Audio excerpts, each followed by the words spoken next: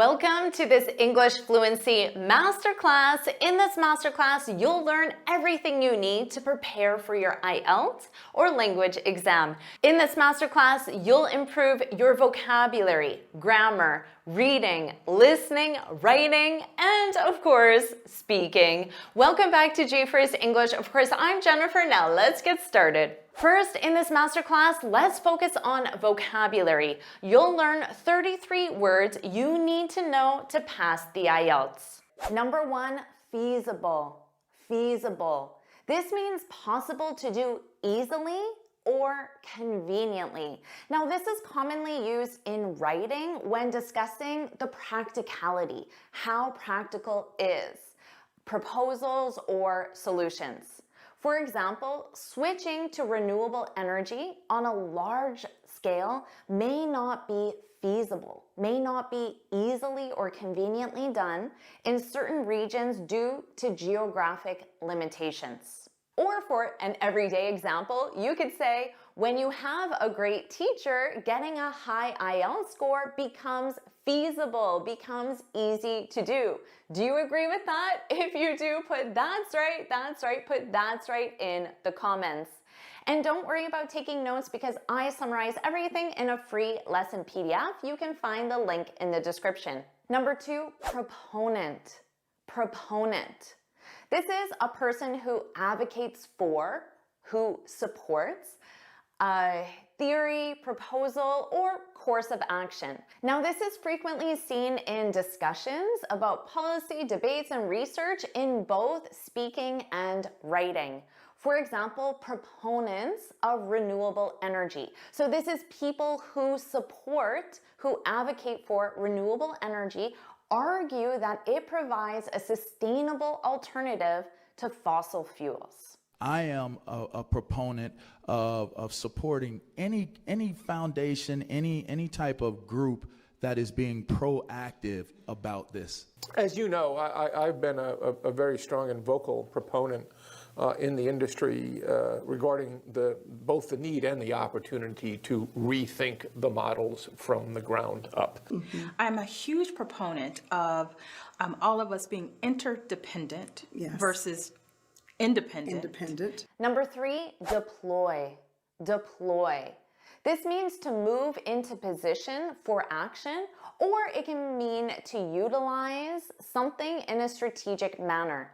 This is often used in writing to describe the implementation of resources, so the use of resources or strategies in various fields. For example, the government. This is commonly used with government. The government deployed emergency teams. So they put those teams in position or used them strategically. So how did they use them strategically? Perhaps to help tackle the aftermath of the hurricane. Deploy algorithm. Accidentally deploy when you were landing. Deploy the fleet. Number four, notable. Notable. This means worthy of attention or notice. It could also simply mean remarkable. This is commonly found in writing to highlight significant differences or achievements. For example, one notable difference, so one significant difference, one important difference between rural and urban lifestyles is the level of access to healthcare facilities. African soldiers proved to be notable jungle fighters. And that's one of the more notable aspects of how we painted at this time anyway, certainly through the 1490s. This well-preserved church is notable due to its high church tower that has been struck by lightning numerous times throughout its history. Number five, detrimental. Detrimental. This means causing harm or tending to cause harm. This is used in writing mainly to discuss negative impacts or consequences of policies and actions. You could say while many aspects of technology are beneficial, excessive screen time can have a detrimental effect, a negative effect on mental health. So this is a great word to have that contrast, which is commonly done in writing. Can be detrimental. You're a detriment here. My bitterness would be detrimental to my recovery. Number six, mitigate. Mitigate. This means to make less severe, serious, or painful. This is useful in writing and speaking to discuss ways to reduce negative impacts, especially in environmental contexts, which are common on the IELTS. For example, countries worldwide are investing in renewable energy as a means to mitigate, to reduce the effects of climate change. So to make those effects less serious, to mitigate. Stop mitigating everyone. With mitigating circumstances. While mitigating the health risks. Number 7, discrepancy. Discrepancy. This is a lack of compatibility or similarity between two or more facts. This is commonly used in writing when analyzing data or discussing research findings. For example, a noticeable discrepancy exists between the reported income levels of urban and rural populations. So the discrepancy is that difference. Why is there this discrepancy?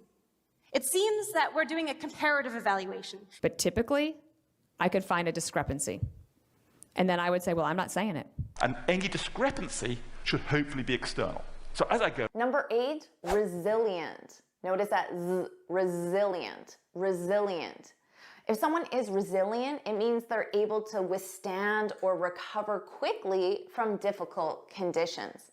This is very useful in speaking and writing when discussing communities or individuals facing challenges, which is very common on the IELTS. For example, communities affected by natural disasters have proven to be remarkably resilient, rebuilding their lives and homes, so they're able to quickly recover from these negative situations. It's time to embrace a resilient, strong culture of processing, not repressing. We can push for a safe, kind, resilient, and human digital future.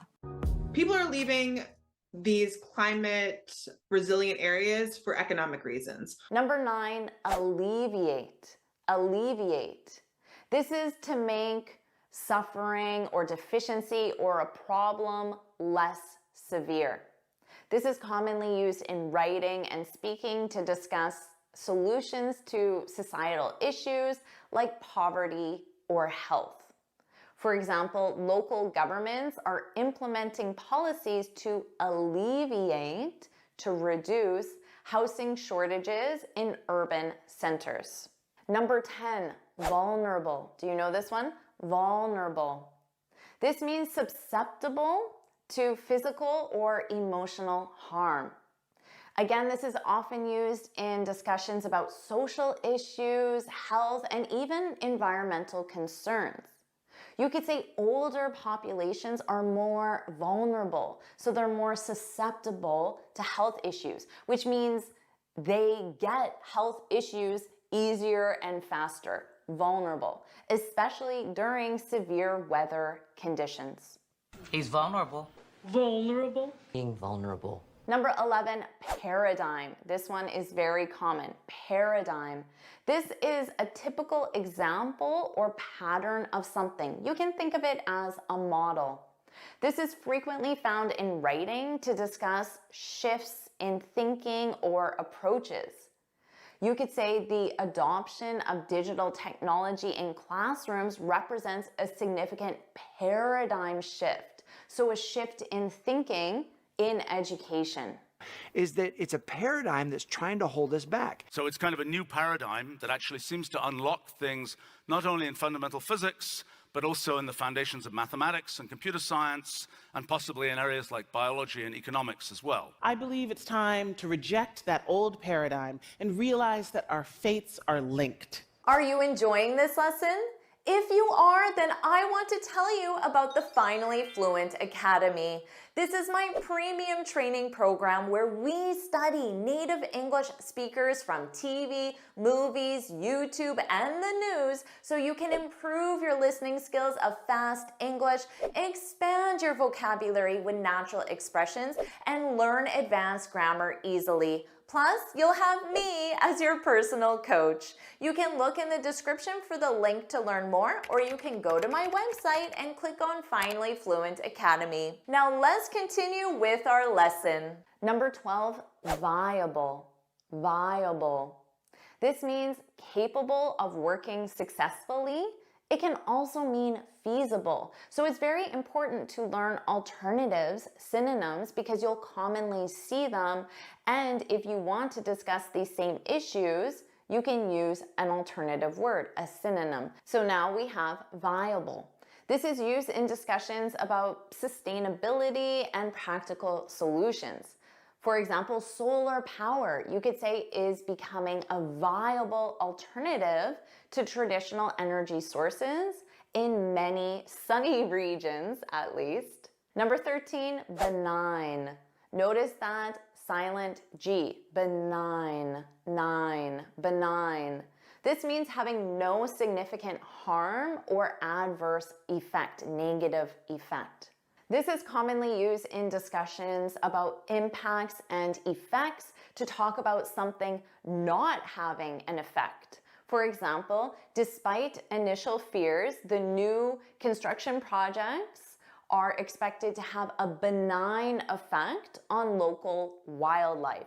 So it means the new construction projects don't have an effect. They don't have a significant effect. They have a benign effect. It's benign. Were they benign? Fine and benign. Number 14, conducive. Conducive. This means making a certain situation or outcome likely or possible. This is common in discussions about environments that encourage certain behaviors or outcomes.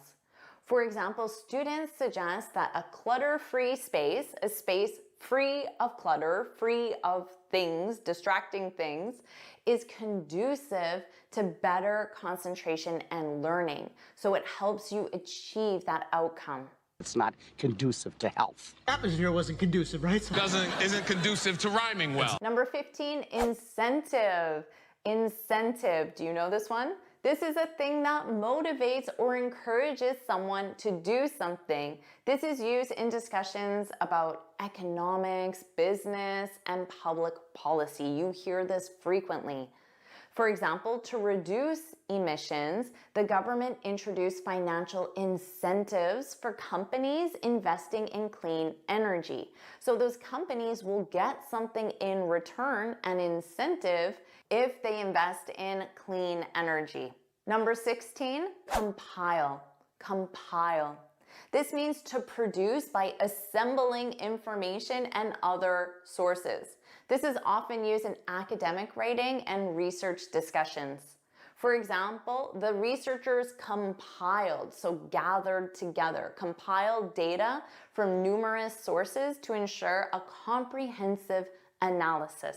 Compiled them in our data processors. And combined it with compilation. Who compiled this map? 17, contradictory. Contradictory. This means mutually opposed or inconsistent. This is used in writing when discussing conflicting ideas or conflicting data.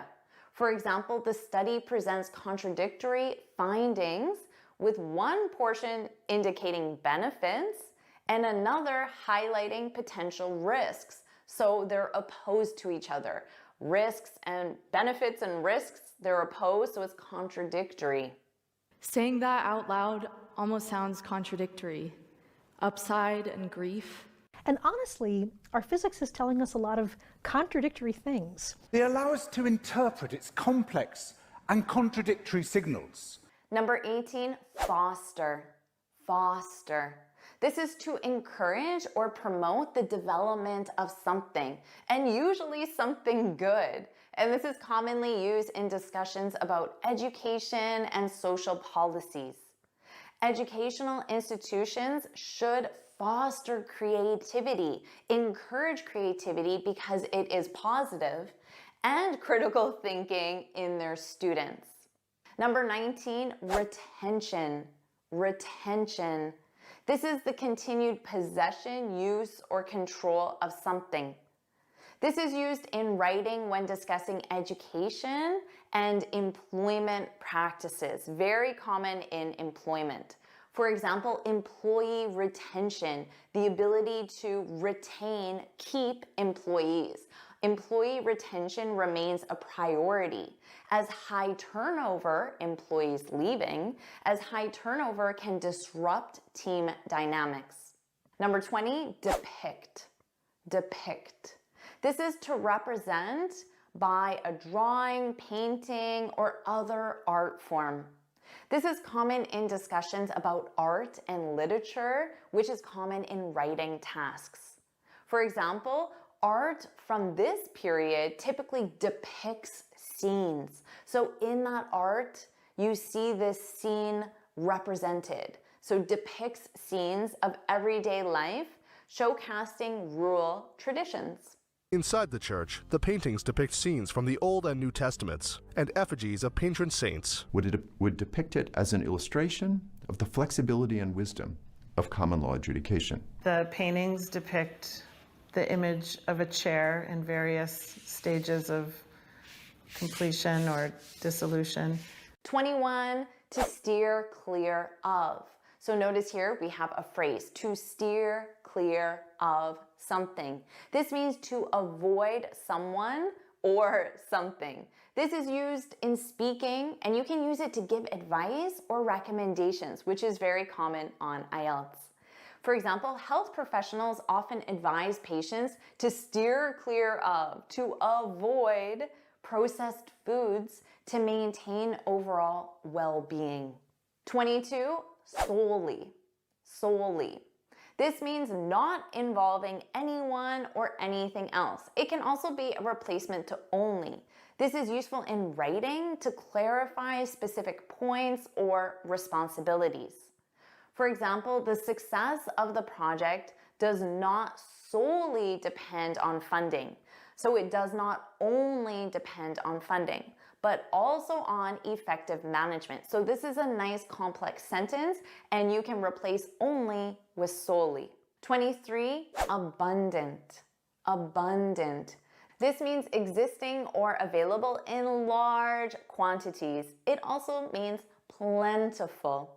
This is commonly used in discussions about resources and again, environments. The country is known for its abundant natural resources, particularly oil and timber. Public space must be as free and abundant as the air we breathe. Fishing. Near the village, seals and caribou were abundant. To speak of, it does have abundant land and abundant sun and wind. We can't all duplicate that. 24, sustainability. Sustainability. This is the ability to be maintained at a certain rate or level. This frequently appears in discussions about environmental issues and development. Investing in renewable resources is critical for the sustainability of our environment. You will absolutely hear this word and you should use it as well. Biodiversity can contribute to the sustainability of a community. And I think the main way I think you should look at it is about sustainability. Sustainability, it's become something that a lot of people in the world are striving for because we recognize what's going on with the world these days. 25, assess. Assess. This means to evaluate or estimate the nature, ability, or quality of something. This is common in writing when discussing evaluations in education and business. For example, teachers assess students' understanding through regular tests and assignments. It assesses us. Assess your options. Interesting assessment. 26, target. Target. This is an objective or result toward which efforts are directed. So you direct your efforts toward a target. This is commonly used in writing, especially in essays discussing your goals and objectives. You could say the initiative targets a 25% reduction in carbon emissions within 5 years. So notice here it's a verb, the initiative targets, to target. This is also a noun, a target. The target is a 25% reduction. 27, elicit. Elicit. This is to get a response, answer, or fact from someone, often through questioning or discussion. This is commonly used in writing when discussing studies, research, or data. For example, the questions were designed to elicit authentic responses, so to get real, honest responses from participants. Number 28, decipher. Decipher. This means to interpret or to make sense of something that is difficult to understand. A synonym is to decode, to decipher, to decode. This is commonly used in writing when discussing the meaning of someone or something. For example, scholars spent decades attempting to decipher the ancient script, so attempting to understand the meaning of the ancient script. Professor Om wants to decipher which data can lead to discriminatory actions or privacy invasions, and to set safeguards for a better protection of human subjects in data science. Students with hearing loss rely more heavily on visual cues to decipher what is being said. And now we have the capacity to decipher life in a way we never did before. 29, fluctuate. Fluctuate. This means to change or vary irregularly, so not by following a pattern, and often in amount or level. This is commonly used when discussing the results or current state of something. For example, the stock market fluctuates. It's up, it's down, and it's not a regular pattern. It's irregular. The stock market fluctuates dramatically in response to world events. Any weight fluctuations? Weight fluctuates. Any weight fluctuations? Number 30, outline. Outline. This is to give a summary of something and is often used in writing to present main ideas or structures clearly. For example, the professor outlined the main points of the lecture at the beginning. Just the outline. Anything you outline with this, I just outlined for you. 31, promote. Promote. This means to support or actively encourage. This is frequent in discussions about public health, education, and social initiatives. For example, government campaigns often promote healthier lifestyles to reduce healthcare costs. 32, habitat. Habitat. This is the natural environment in which an organism lives. This is commonly used in discussions about ecology and conservation. For example, protecting forests is essential to preserving the habitats, the homes of numerous species. 33, augment. Augment. This is to make something larger, greater, or more intense. This is common in speaking and writing to discuss increases or improvements in systems, infrastructures, or even skills. For example, the government allocated additional funds to augment public health services, so to help improve the size or state of these public health services in response to rising demands. Amazing job. Now let's keep focusing on vocabulary. Now you'll learn 30 full phrases specifically for your IELTS speaking section. Of course, on the IELTS, they're going to ask you, where do you live? You can say, I was born and raised in Winnipeg. That's where I was born and raised. Did you know that?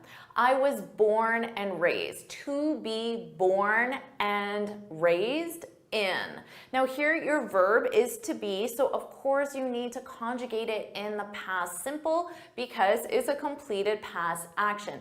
I was born and raised in, and then you can state your city or your country. Now don't worry about taking notes because I summarize everything in a free lesson PDF. You can look in the description for the link. You can add on to this to make it sound more complex, to make you sound more advanced. I was born and raised in Winnipeg, but now I live in Ottawa. Go even further and say, I've lived here for over 10 years. Now notice I used the present perfect.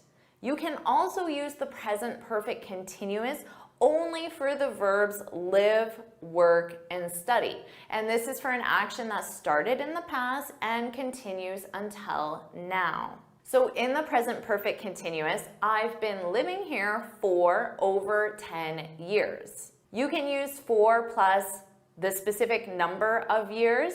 You can even say 4 years, several years, many years, a number of years. All of those are possibilities. Now let's move on to tell me about your work.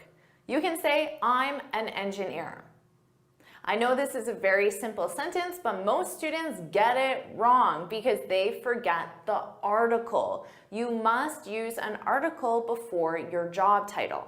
Most likely you're going to use a or an, but it is possible to use the article the. This is when there is only one position in the organization and you have that one position. For example, I'm the executive director. So there's only one executive director, and that's me. Now, if we use the, it's more common to explain what the organization is or what the company is. But if you include just your job title with a or an, you can, but you don't need to. But if you use the, make sure you state your organization. Now add to this and add a general statement about your specific job. Being an engineer is rewarding. Notice here, being starts the sentence because it's a gerund statement. Gerund statements will absolutely make you sound more advanced. You could say, I love using my analytical skills to solve complex problems. Love is a verb of preference, so you need the verb of preference plus a gerund. Love using. You could say, I enjoy collaborating with my team. Enjoy is a verb of preference, so you need the gerund. I enjoy collaborating with my team and brainstorming unique solutions to complex problems. So sure, you could say brainstorming solutions to problems, but adding adjectives makes you sound more advanced. You just mentioned something positive about your work. Why not make a contrasting statement and start with however? This is a transition word that we use to make a contrast, and using transition words will make you sound so advanced. However, being an engineer also has its challenges. So before we had positives about being an engineer, however, and now a negative about being an engineer, a contrast. So now you can share one of those challenges, specifically another transition word to make you sound advanced. Specifically, I work around the clock to meet tight deadlines. To work around the clock is an expression, and using expressions really shows you understand the language more at an advanced native level. And of course, to work around the clock, you can just imagine you work continuously, you work non-stop. Now let's talk about hobbies. You can begin with a gerund statement that expresses your opinion on hobbies. In my opinion, having hobbies is integral to living a fulfilling life. So our gerund statement is having hobbies is integral to, but then I just added on to that by expressing my opinion. So let's review some opinion words. Of course, in my opinion, in my view, from my perspective. Notice here, from my perspective. Personally, I think that. Have at least 4 different opinion words. You can use these 4 in your vocabulary when you go for your IELTS. Now let's get back to hobbies. You made your general statement, your gerund statement beginning with an opinion word. Now you can state your specific hobby. I'm an avid hiker. Or maybe I'm an avid cyclist, guitar player, tennis player, whatever your hobby is. So here the structure is to be an avid, and then you need a noun. And this means you have a strong interest, passion, or enthusiasm for that activity. Now you can make a gerund statement about why you enjoyed this activity. Hiking gives me the opportunity to disconnect from my devices and enjoy the beauty of nature. Now notice that the gerund statement started with the verb hiking. You can also start a gerund statement with the noun. For example, guitar. Guitar gives me the opportunity to. You could say playing guitar, so you're using the verb form or the noun form with guitar. Both are correct. Now let's say you don't have any hobbies. Don't worry, you can still answer this question in a very advanced way. You can say, until now, my focus has been on my career. However, I'm considering taking up, and then an activity, taking up drawing. So notice we have our present perfect. My focus has been, because the action started in the past and continues until now. Take up is the phrasal verb we use specifically with hobbies and activities to mean start. And notice consider plus gerund. I'm considering, that's in the present continuous. I'm considering taking up. Take is in the gerund because consider plus gerund. You could also say, however, I'd love to take up drawing. The expression here is I would love, and then infinitive. Perhaps it's simpler to remember and it still sounds advanced, so feel free to use this alternative. Now you can still add on a gerund statement about drawing, but use the future simple because you're not doing the activity right now. Drawing will give me the opportunity to disconnect. You could say, I'm confident that, or I'm hopeful that drawing will give me the opportunity to disconnect. You will sound very advanced. Now let's move on to tell me about your family. You can say, I'm from a close-knit family. Close-knit. Notice that pronunciation, close-knit.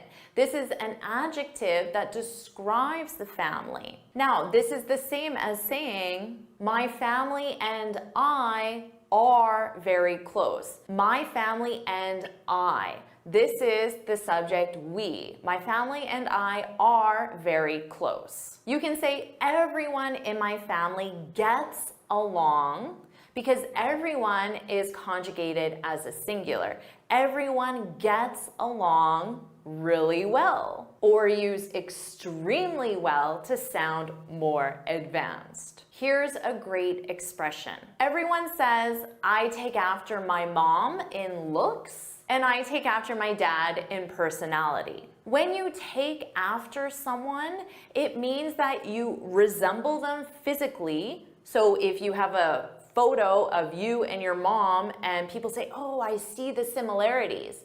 You take after your mom because your mom came first, and maybe your mom takes after your grandmother, etc. But for personality, you can use this as well. So maybe your dad is very funny and you are very funny. So you take after your dad in personality. A great phrasal verb to use on the IELTS to sound very advanced. Now let's move on to talking about travel. You can say, I'd love, I would love, I'd love the opportunity to see Egypt, to travel to. Notice, travel to Egypt, but see Egypt, visit Egypt. So know when certain verbs require additional prepositions. Travel to a location, visit a location. If I could travel anywhere, I'd choose Egypt. This is our second conditional because it's hypothetical. And notice we have modal plus base verb. Don't use the infinitive, modal plus base verb. Of course, you can use a gerund statement. Visiting Egypt is at the top of my list Imagine you have a list of places you want to visit and Egypt is at the top. You can make this more advanced by using the present perfect. Traveling to Egypt has been at the top of my list for as long as I can remember. An action that started in the past and continues until now. Now, why not use an opinion word? From my perspective, the pyramids are one of our world's greatest treasures. So you're sharing an opinion that reinforces why you want to visit Egypt. You can go on and say, and I'd revel in the opportunity to see them with my own eyes. The expression is to revel in the opportunity and then your infinitive, to see them. This is a very advanced way of saying I would thoroughly enjoy seeing the pyramids. Now, as a bonus, let me share some phrases that you can use when you want to clarify your answer. So you're answering and you realize that the words aren't coming out very well. You can say, what I'm trying to say is, and then you can change your thought. You can express your thought a different way. What I mean is, what I'm getting at is, what I'm trying to get at is, to put it another way, in other words, and then you communicate your idea. I suggest memorizing 4 of these because they will be very helpful when you're taking your IELTS. Think of everything you learned. Now let's focus on grammar. You'll learn everything you need to know about the verbs do, be, and have. You must master these verbs, so pay close attention to this section. First, in this masterclass, let's review the verb to be. The verb to be can of course be used as the main verb in a sentence. Now, don't worry about taking notes because I summarize everything in our free lesson PDF, and at the end of this lesson, I'm going to quiz you, so make sure you watch until the end. The verb to be is the main verb. As the main verb, let's review it in the present simple. Now, it has irregular conjugations. I know you're thinking, Jennifer, I know this, but I correct these mistakes with my most advanced students, so pay attention. The conjugations are I am, you, we, they, are, he, she, it, is. I am happy. So we use the verb to be for states and emotions. What about you? I am, right now I am, fill in the adjective, hopefully it's a positive one, and put it in the comments. I am what? Put it in the comments. Practice that verb to be. You are my friend. He is a happy person. She is a doctor. It is raining. We are students. They are tired. Native speakers use the verb to be in the contracted form. You should use it too to sound more natural, especially in spoken English. I'm happy. You're my friend. He's a doctor. She's a doctor. It's raining. We're students. Notice that pronunciation. Where? We're students.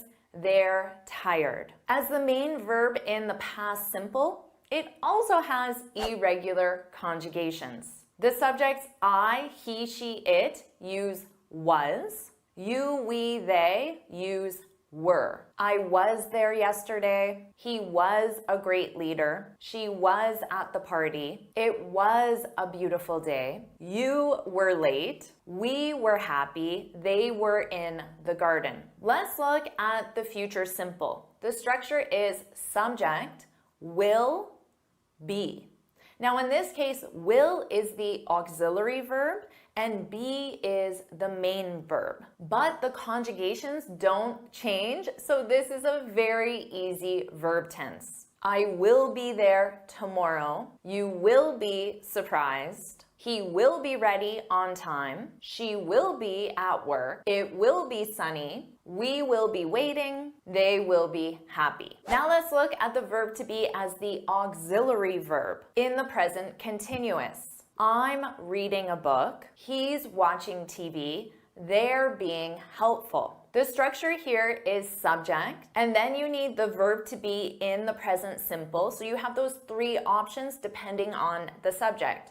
Am, is, and are. And then you need your verb in ing, which is the present participle. Let's review all the conjugation options for the verb to be. In the infinitive, of course, to be. The base verb, be, you get rid of to. Present simple, am, is, are. Past simple, was, were. Present participle, being. Past participle, been. And notice that pronunciation. In American English, it's been. Let's review that last example. They're being helpful. This is the present continuous. So we have our verb to be in the present simple as the auxiliary verb conjugated with the subject, they are, and then we have the present participle. So we have our verb be in the ing form, which is being. They're being helpful. The verb to be is the auxiliary verb in the past continuous. He was watching TV. They were studying for the exam. The structure here is subject, was, were, conjugated with the subject, plus the present participle, your verb in ing. Let's review the future continuous. She will be sleeping at that time. They will be working on the project. This one's easy because you already know how to conjugate the future simple. So you take that subject, will, be, and then you add on the present participle, your verb in ing. Let's review the verb been, which is the past participle. And remember that pronunciation. Repeat after me, been. This is used in the present perfect tense when be is the main verb. For example, he has been to Paris. They have been friends for years. The structure here is subject, have or has conjugated with the subject, and then the past participle with the verb to be is been. The past perfect tense also uses been when the verb to be is the main verb. She had been in line for hours. So here the structure is subject, had, and then your past participle. So for the verb to be, that's been. The verb to be is also used in the passive voice. Now for the passive voice, this is when the focus is on the recipient rather than the subject of the action. She ate the cake. Is this the passive or the active? This is the active because the subject, she, is doing the action. She ate the cake. Now I want you to change this to the present passive voice. Can you do that? How would you start? She ate the cake. So we take the object, the cake, we use the verb to be, is eaten.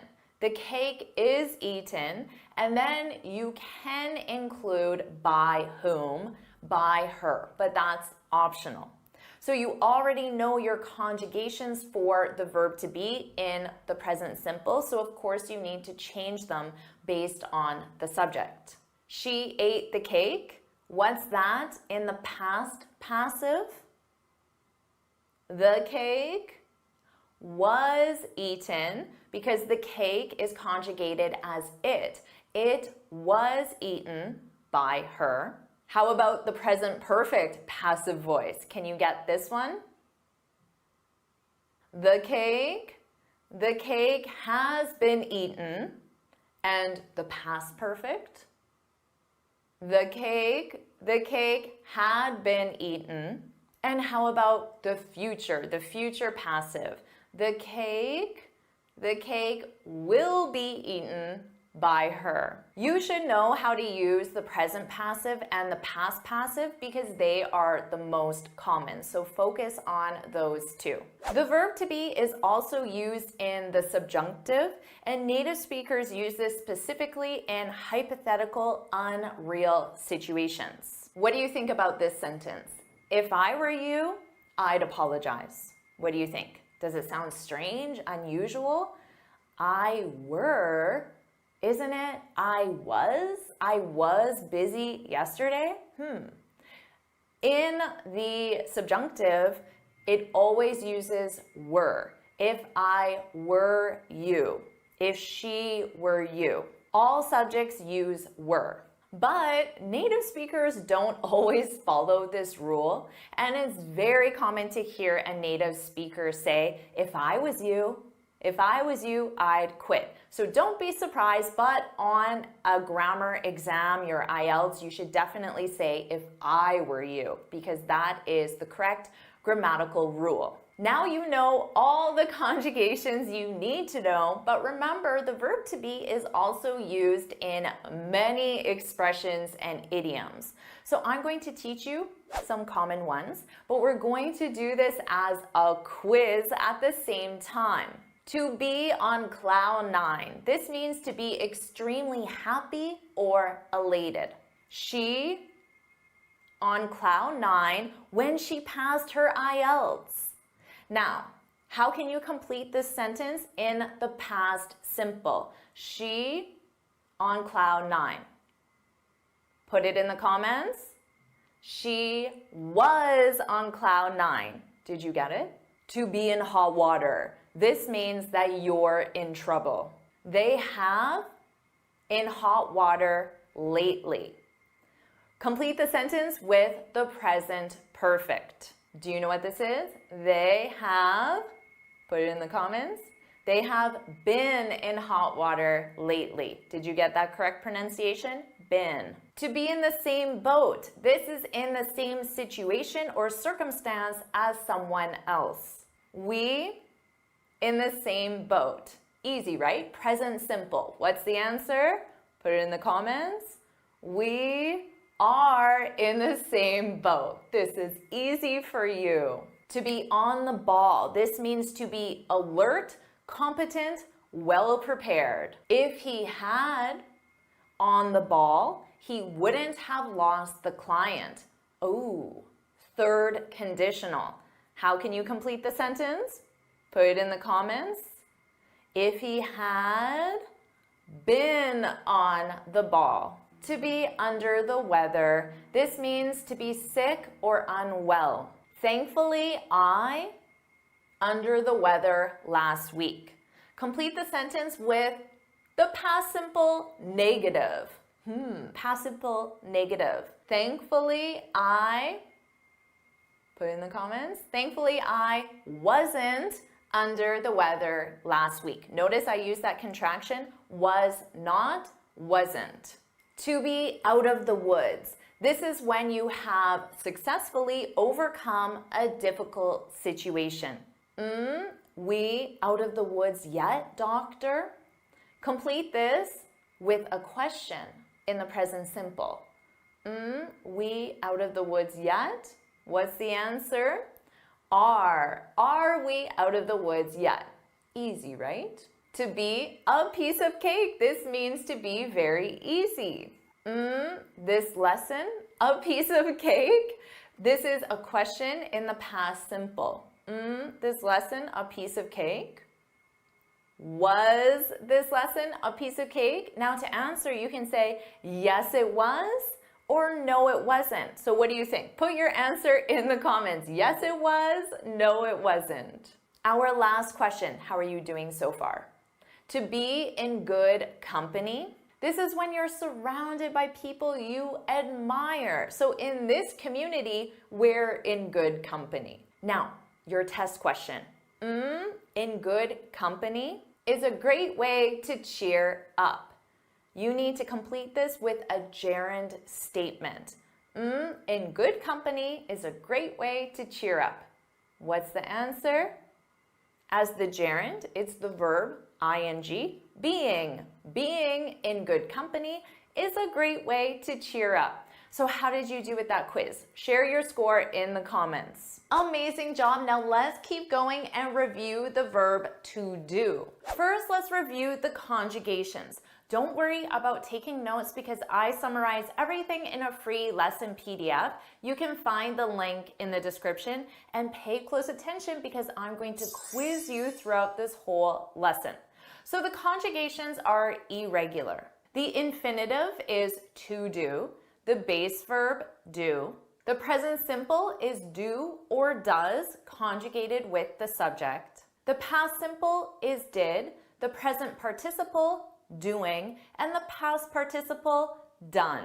First, let's review the verb to do as the main verb.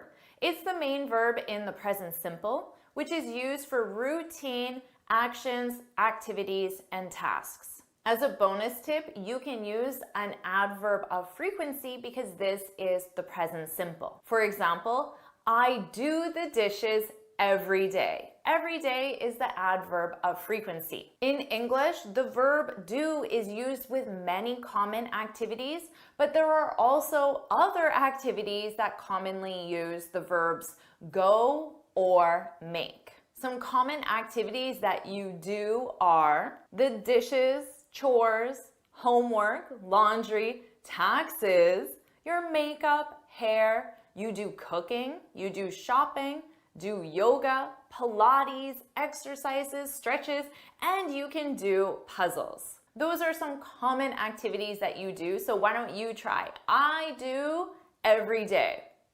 Choose one activity and put it in the comments. I do every day. Put it in the comments.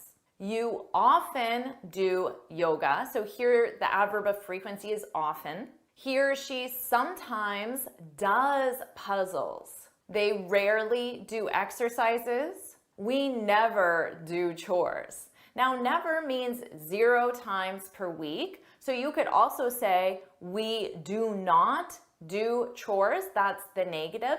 And to form that contraction, we don't do chores. And that will help you sound more natural. We don't do chores. Wouldn't that be nice to say? We don't do chores. So notice all subjects use do except he, she, it uses does. Now let's review the present continuous.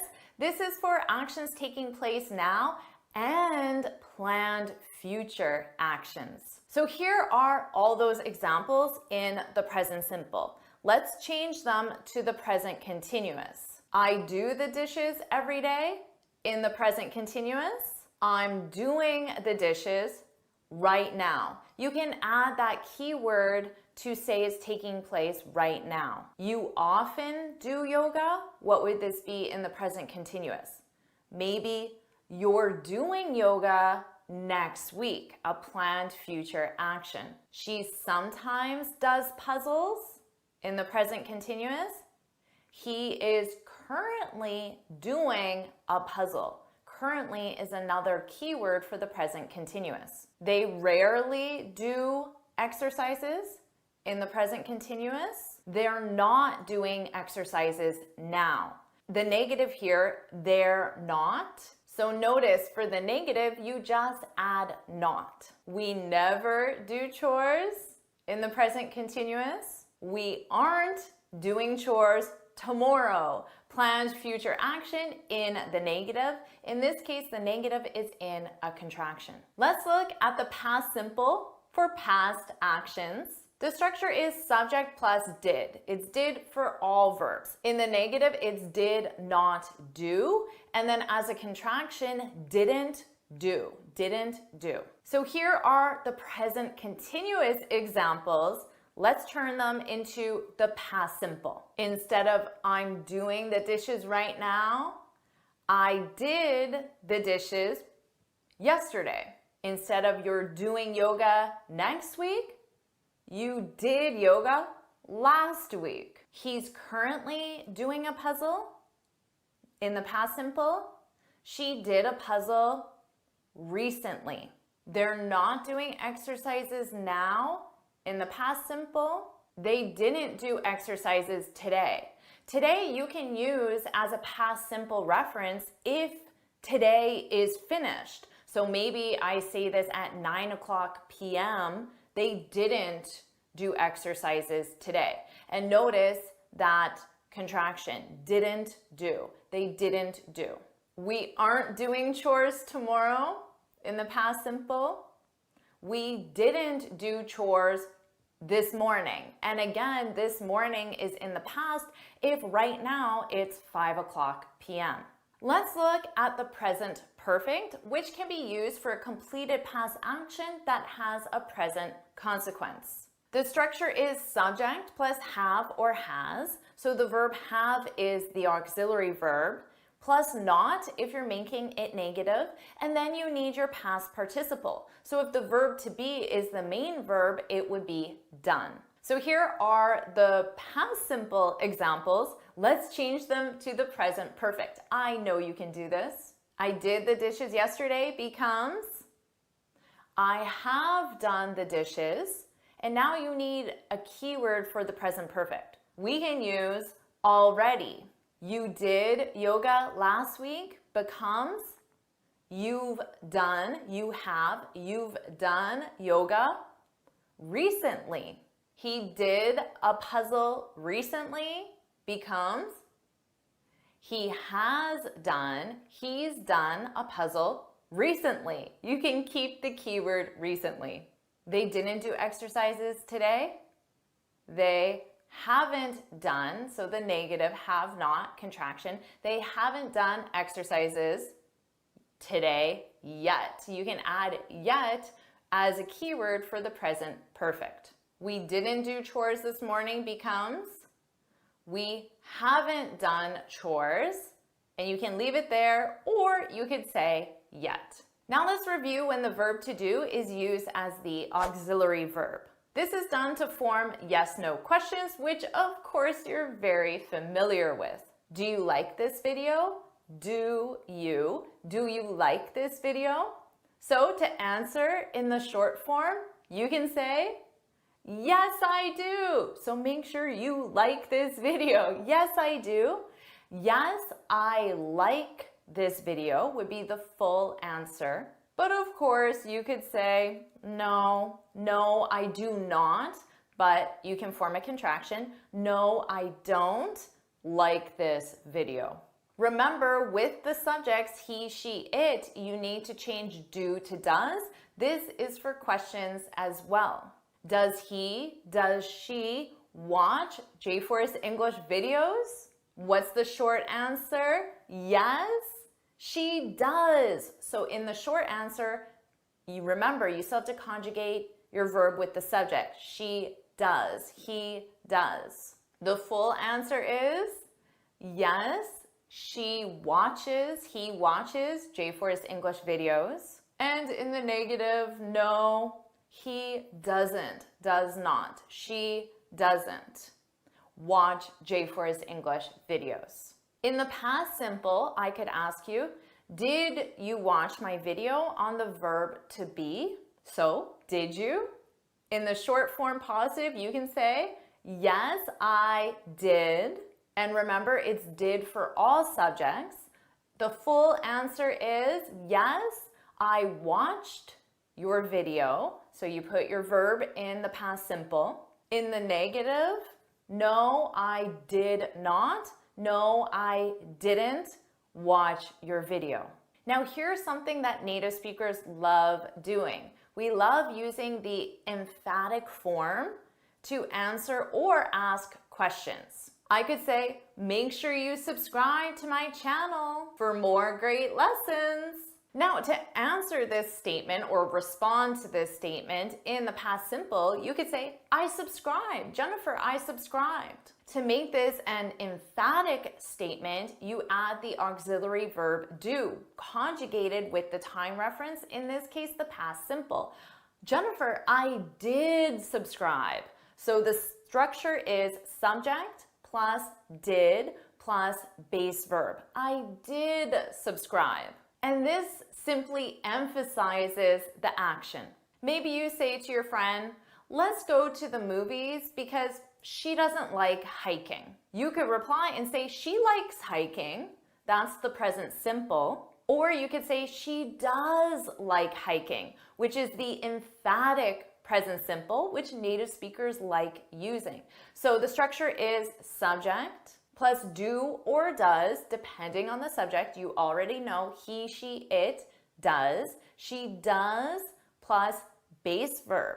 Let's try this with a question. I could ask you, does this lesson make sense to you? Now to answer in the present simple, you can say, it makes sense. It being this lesson, it makes sense. Or you can sound more dramatic and say, it does make sense, which is the emphatic present simple. Only use this structure if you want to emphasize what you're saying. Now let's review how to form tag questions. You like my videos, don't you? In the short answer, you can say, yes, I do. Yes, I like your videos, the full answer. How about the emphatic answer? You can say, yes, I do like your videos. If you want to respond negatively, you can use the adverb actually to show a contrast. Actually, I don't like your videos. Let's practice with a different subject. She doesn't work today, does she? So notice, negative, positive. And then before it was positive, negative. She doesn't, does not, doesn't. She doesn't work today, does she? In the short form, you would say, no, she doesn't. The full answer, no, she doesn't work today. Now let's say you want to respond negatively and you're going to use the emphatic reply. What would that be? And you can use actually to start. Actually, she does work today. The verb to do is also used to form choice questions when you have different options. For example, do you prefer coffee or tea? But to respond, you just answer. You don't use the verb do unless it's part of the answer. So you would say, I prefer tea. You state your choice. Remember to conjugate that verb in the present simple. Does she want pizza or pasta? Again, you would just answer, I'm not sure. I'll ask her and let you know. Now let's review some common expressions with the verb to do, and I'm going to quiz you at the same time. To do someone a favor. This is to help someone with a task or a request. Can you me a favor and hit like and subscribe? What's the answer? Can you do me a favor? To do business with someone. This is when you engage in commercial activities. I'd love business with Elon Musk. How do you complete this? I'd love to do, you need the infinitive. I'd love to do business with Elon Musk. To do one's best. This is to give maximum effort. She best. How would you form a sentence? And let's say it's an emphatic past simple. What would you say? She did do her best. Don't be confused by this. She did do her best. Without the emphatic, the regular past simple is she did her best. To do a number on. This is to cause harm or damage. The harsh weather last year, a number on our garden. How would you complete this? Well, look at that keyword. We have last year, so I know I need the past simple. Did a number on our garden. Easy, right? To do the dirty work. This is to do unpleasant or morally questionable work. He always gets others the dirty work. How would you complete this? He gets others to do. You need the infinitive, to do the dirty work. To do justice to. This is to represent something accurately. this photo justice to the breathtaking views we saw? How would you answer this in the negative? This photo doesn't do justice to. To make do, this is to survive with whatever is available. The bank didn't approve our loan, but we, with our savings. Complete this sentence in the past simple. But we made do. Here, do is used in the expression, but the verb is make, so that's what you conjugate. But we made do with our savings. What's done is done. This is a great expression. This means that you accept that past events cannot be changed. Yes, he stole our clients, but we need to move on. But this is easy because it's an expression, so you just take the full expression. You don't need to change anything. But what's done is done. To do away with. This means to eliminate. Why? The company away with the dress code. How would you complete this? Why did the company do away with? So it's a completed past action. And finally, to do the trick. This means to successfully achieve a desired result. Thanks, Jennifer. This lesson, now I know how to use the verb to do. How would you complete this? Thanks, Jennifer. This lesson did the trick. Do the trick, so did in the past simple. Did the trick. And I hope you would agree with that. Now let's review our final verb, to have. First, let's review all the conjugations of the verb have, because you'll need to know these throughout the entire lesson. And don't worry about taking notes because I summarized everything in a free lesson PDF. You can find the link in the description, and I'm going to quiz you at the end, so pay close attention. The conjugations are in the infinitive, to have, the base verb, have, the past simple, had, the present participle, having, and the past participle, had. Now let's review to have as the main verb. In the present simple, have is used for possession or ownership. I have 2 adorable cats. What about you? What is something that you have? I have, maybe it's a pet, maybe it's a car, maybe it's an interesting possession. Share something in the comments below. I have, put that in the comments. With the subject you have a turtle. She or he has, notice that irregular conjugation. He, she, it, we use has. He or she has a penguin, why not? They have a kangaroo, we have an iguana. Just remember, take a note of this. He, she, it uses has. All other subjects use have. This is in the present simple. Let's talk about the present continuous. Now this is for experiences. What do you think about this sentence? I'm having 2 cats. So our verb is have, but is conjugated in the present continuous. Of course, the auxiliary verb is the verb to be. I am, I'm, and then your verb in ing, having. I'm having 2 cats. What do you think about this sentence? This sentence is incorrect because we don't use the verb have in the present continuous for possession.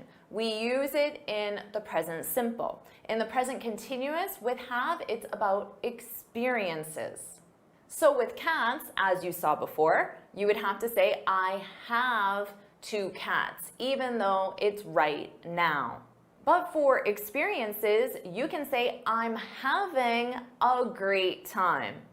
You're having so much fun watching this video. I hope that's true. She's having trouble understanding this. They're having a party tonight. What about this one? We're having a baby. What does that mean? We're having a baby. This means we're expecting a baby. So if this was the man talking, it would be, my wife is pregnant. We're having a baby. We're expecting a baby. Now let's review the past simple. This is used for both possession in the past or experiences in the past. I had a dog when I was a kid. Ownership, possession in the past. We had so much fun at the party, an experience in the past. She had a baby last week. This means she gave birth last week. He had a headache yesterday. An experience, you experience a headache in the past. Now let's review have as the auxiliary verb. This is used in the present perfect. I have had a busy week. The structure for the present perfect is subject, have or has conjugated with the subject. You already know that he, she, it needs has.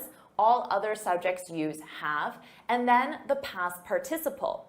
Now, in my sentence, I have had a busy week. My main verb is the verb to have conjugated in the present perfect. That's why there's had, it's the past participle. But no matter what verb you use as the main verb, the present perfect always uses have as the auxiliary verb. You have been very helpful, so the verb be is the main verb and have is the auxiliary. She has won the lottery twice. He has run 2 marathons. Remember, he and she, you need has as the auxiliary verb, and then your main verb in the past participle. We have scheduled the meeting. They have left the party. Now let's review the contractions because these are very important to sound natural like a native speaker and to understand us as well. I've, you've, he's, she's, it's, we've, they've. Native speakers usually use the contractions when the verb have is the auxiliary verb. Important point, American speakers don't use the contraction when have is the main verb, but British speakers do. I've a car. I remember the first time I heard a British speaker say this, I thought it sounded so weird. I've a car, because American speakers would never say that. We would say I have a car because the verb have is the main verb. But both American and British speakers would say I've had a busy week because here have is the auxiliary verb. Let's keep reviewing have as the auxiliary verb. What do you think about this sentence? She had had a meeting with her boss. What do you think? Is this correct? Incorrect? This is correct. Do you know what verb tense this is? This is the past perfect with have as the main verb. Of course, the past perfect is used for a past action completed before another past action, so it's the past in the past. She had had a meeting with her boss before she met the client. 2 past actions. The past perfect is the first past action, the older past action. You're probably more familiar with they had left by the time I arrived. The structure of the past perfect is subject, had, and the past participle. So all subjects use had, and then your main verb is in the past participle. But the past participle of the verb have is had. That's why it's possible to say she had had a meeting with her boss. Let's review the contractions, and we'll use the verb to leave as the main verb, which will be in the past participle, left. They had left. So with the subject I'd left, you'd left, she'd left, he'd left. It is possible with the subject it id left. So notice it's just id. Id left. We'd left. They'd left. So you just add a soft D to the subject. What do you think about this sentence? I'd a dog when I was young. Is this correct or incorrect? Well, this is incorrect to an American speaker because the main verb is have. American speaker would say, I had a dog when I was young. Remember, American speakers don't form a contraction when have is the main verb, whether it's the present simple or past simple. But native speakers usually form a contraction when have is the auxiliary verb. And have is the auxiliary verb with all the perfect tenses. You already know the present perfect and the past perfect. These are the two most common ones. Let's quickly review the other perfect tenses. For the present perfect continuous, you have your subject, have or has, remember has with he, she, it, been, and then your present participle, your verb, and ing. The past perfect continuous, you have your subject plus had plus been plus present participle. The future perfect, you have subject plus will plus have plus past participle. And the future perfect continuous, you have your subject plus will plus have plus been plus present participle. Remember, you need to change have to has for he, she, it for the present perfect and the present perfect continuous. In all other cases, the verb doesn't change with the subject. So you would say, they have reserved a table. She has reserved a table. We have been preparing for the party. He has been preparing for the party. But remember to form those contractions. So what would the first one be? They have, they've reserved a table. She has, she's reserved a table. We have been preparing, we've been preparing. He has been preparing, he's been preparing. Now let's review negation with have. So taking have and making it negative. Let's do this as a little quiz. I have a dog. How would you make this negative? I don't have a dog. Did you use that contraction? You could say, I do not have a dog. But native speakers usually form the contraction when have is negative. She has a car. What is this in the negative? And use the contraction. She doesn't have a car. She does not have a car. We had some problems at the conference.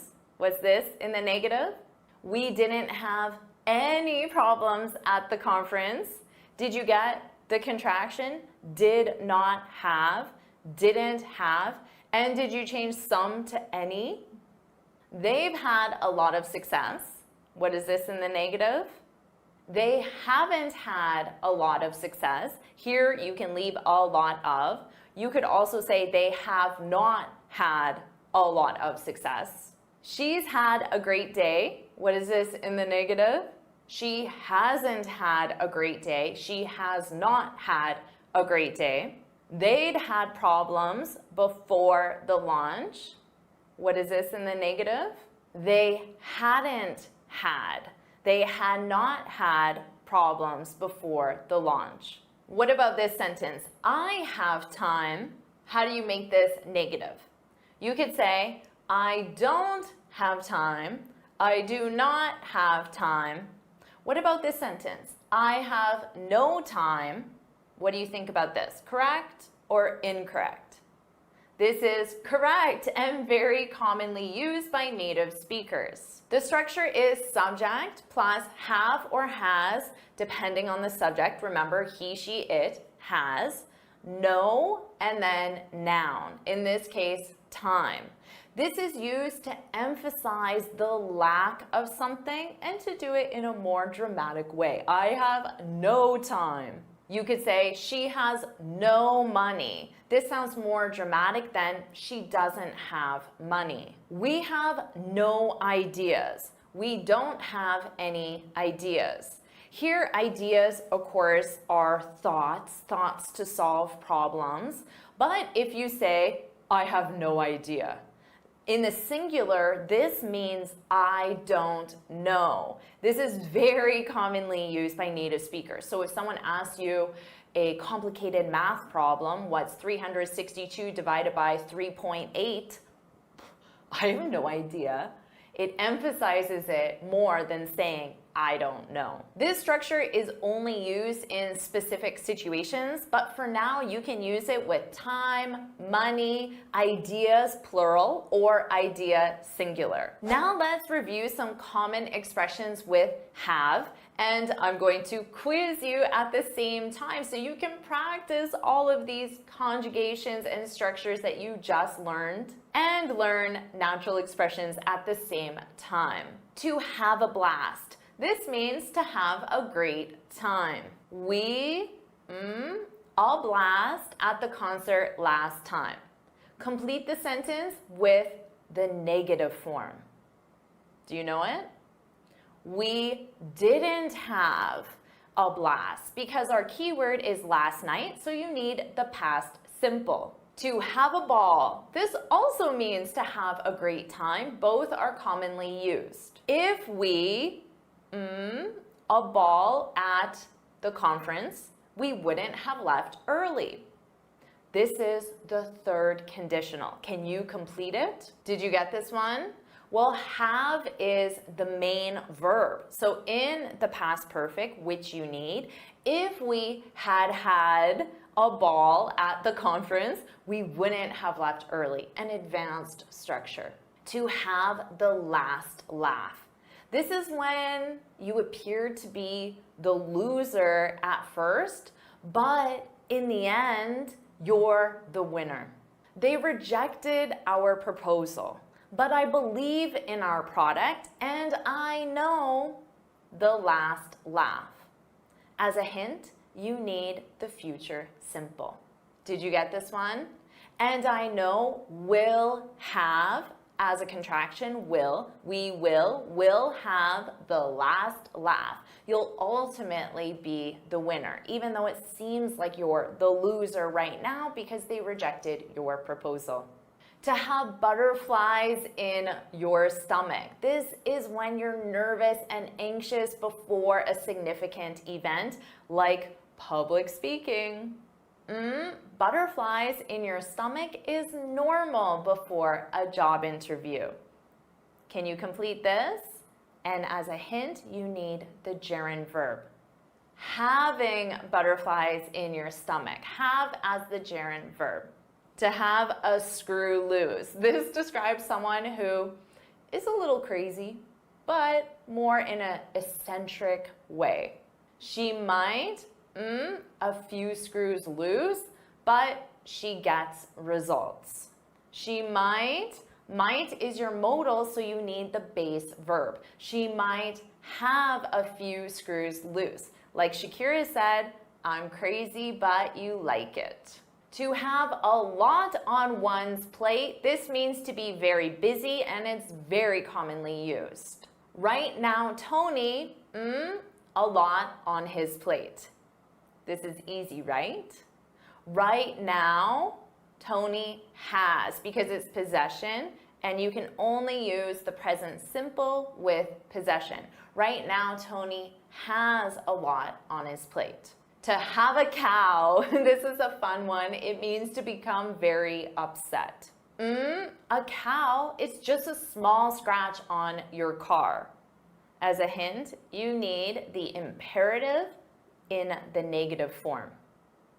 Do you know how to complete this? Don't have a cow. Don't have a cow. To have a heart of gold. This describes someone who is very kind, caring, and generous.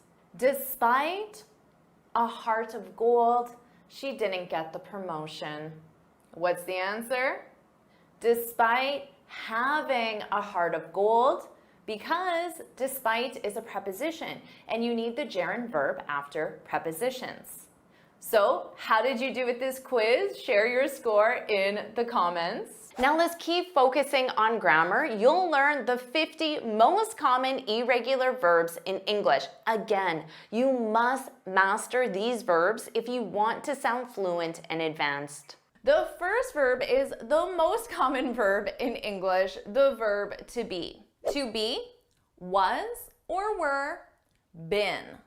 Notice for the past simple, we have two choices, was or were. Your choice depends on the subject. I, he, she, it was. Yesterday, I was sick. Yesterday, he was sick. Were is for you, we, and they. We were sick yesterday. They were sick yesterday. The participle been, I haven't been sick in years. Become, became, become. Yesterday, I became sick. Have you become sick? Begin, began, begun. I began the project 2 weeks ago.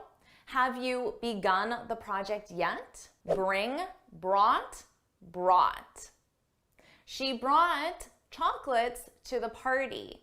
She had already brought the chocolates by the time I came. Buy, bought, bought. She bought new shoes last week. She had bought the shoes before she got the promotion. Choose, chose, chosen. Notice the pronunciation difference between our base verb, choose, and the past and the participle. Choose, chose. Ooh, oh. Choose, chose, chosen. She chose me for her team. Who had chosen that book? Come, came, come. She came home late. Has she come to the party yet? Do, did, done. I did the chores. Have you done the chores? Drink, drank, drunk. She drank the entire bottle. She's drunk 2 bottles so far. Drive, drove, driven. Who drove you here? I was driven by my friend. Eat, ate, eaten. I ate early yesterday. Have you eaten yet? Fall, fell, fallen. She fell really hard. She had fallen before it rained. Feel, felt, felt. I felt bad. I haven't felt fabric like that before. Find, found, found. I found $10 on the street. Have you ever found money before? Fly, flew, flown. They flew to Paris last week. I've flown 5 times this year. Forget, forgot, forgotten. Oh no, I forgot to buy milk. Have you ever forgotten someone's birthday? Get, got, or gotten. You can use either one in the past participle form, got or gotten. Gotten is more common in American English. Yesterday, I got a speeding ticket. Have you ever gotten a speeding ticket? Give, gave, given. I gave her a box of chocolates. Have you ever given someone chocolates? Go, went, gone. Such a common verb, but I hear a lot of mistakes with the verb go. Go, went, gone. Yesterday, we went to the store. They've been gone for 20 minutes. Have, had, had. She had a great time yesterday. We've had a great time since we got here. Hear, heard, heard. Yesterday, I heard the best song. Have you ever heard that song? Keep, kept, kept. The politician kept his promise. Have you kept your photos from your trip? Know, knew, known. I knew she did it. I've known him for 10 years. Leave, left, left. She left at 5 o'clock. She had already left by the time I came. Lend, lent, lent. I lent him some money. Have you ever lent anyone money? Let, let. That one's easy. She let me keep the money.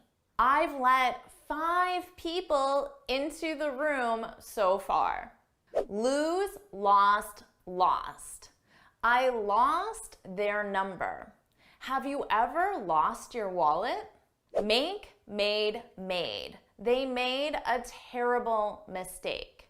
Have you ever made a promise that you didn't keep? Meet, met, met. We met last week. Have you met Fred yet? Pay, paid, paid. I already paid the bill. She had paid the bill by the time I got back from the bathroom. Put. That one's easy. I put my new shoes in the closet. Have you put away your groceries yet? Read, read, read. Notice the spelling is exactly the same, but the pronunciation changes. Read, read, read. Yesterday, I read my book for 20 minutes. Have you read his autobiography yet? Run, ran, run. He ran a marathon last week. We've run 3 tests so far. Say, said, said. Who said that? She had said that before our conversation. See, saw, seen. I saw a movie last week. Have you seen that movie yet? Sell, sold, sold. We sold our car. Have you sold your house yet? Send, sent, sent. We sent the package last week. Have you sent the package yet? Sing, sang, sung. She sang in the shower yesterday. Have you ever sung in the shower? Sit, sat, sat. She sat down and broke the chair. Have you ever sat beside someone famous? Sleep, slept, slept. I slept terrible last night. Have you ever slept outside? Speak, spoke, spoken. Who spoke at the wedding? I haven't spoken to her in years. Stand, stood, stood. He stood me up. Have you ever been stood up? When someone stands you up, it means you made plans with someone, usually romantically, like a date, but the other person didn't show up. They didn't come to the restaurant at 7 o'clock like they said they would. So, have you ever been stood up? Or have you ever stood someone up? Hopefully not. Swim, swam, swum. I swam in the ocean last week. I haven't swum in the ocean for 5 years. Take, took, taken. She took our photo. Have you taken anyone's photo before? Teach, taught, taught. She taught them how to use irregular verbs. Have you ever taught someone how to use irregular verbs? Tell, told, told. She told me the truth. Have you ever told a lie? Think, thought, thought. I thought it was a good idea. Have you thought about moving? Understand, understood, understood. I understood her explanation. Have you understood all these irregular verbs? Wear, wore, worn.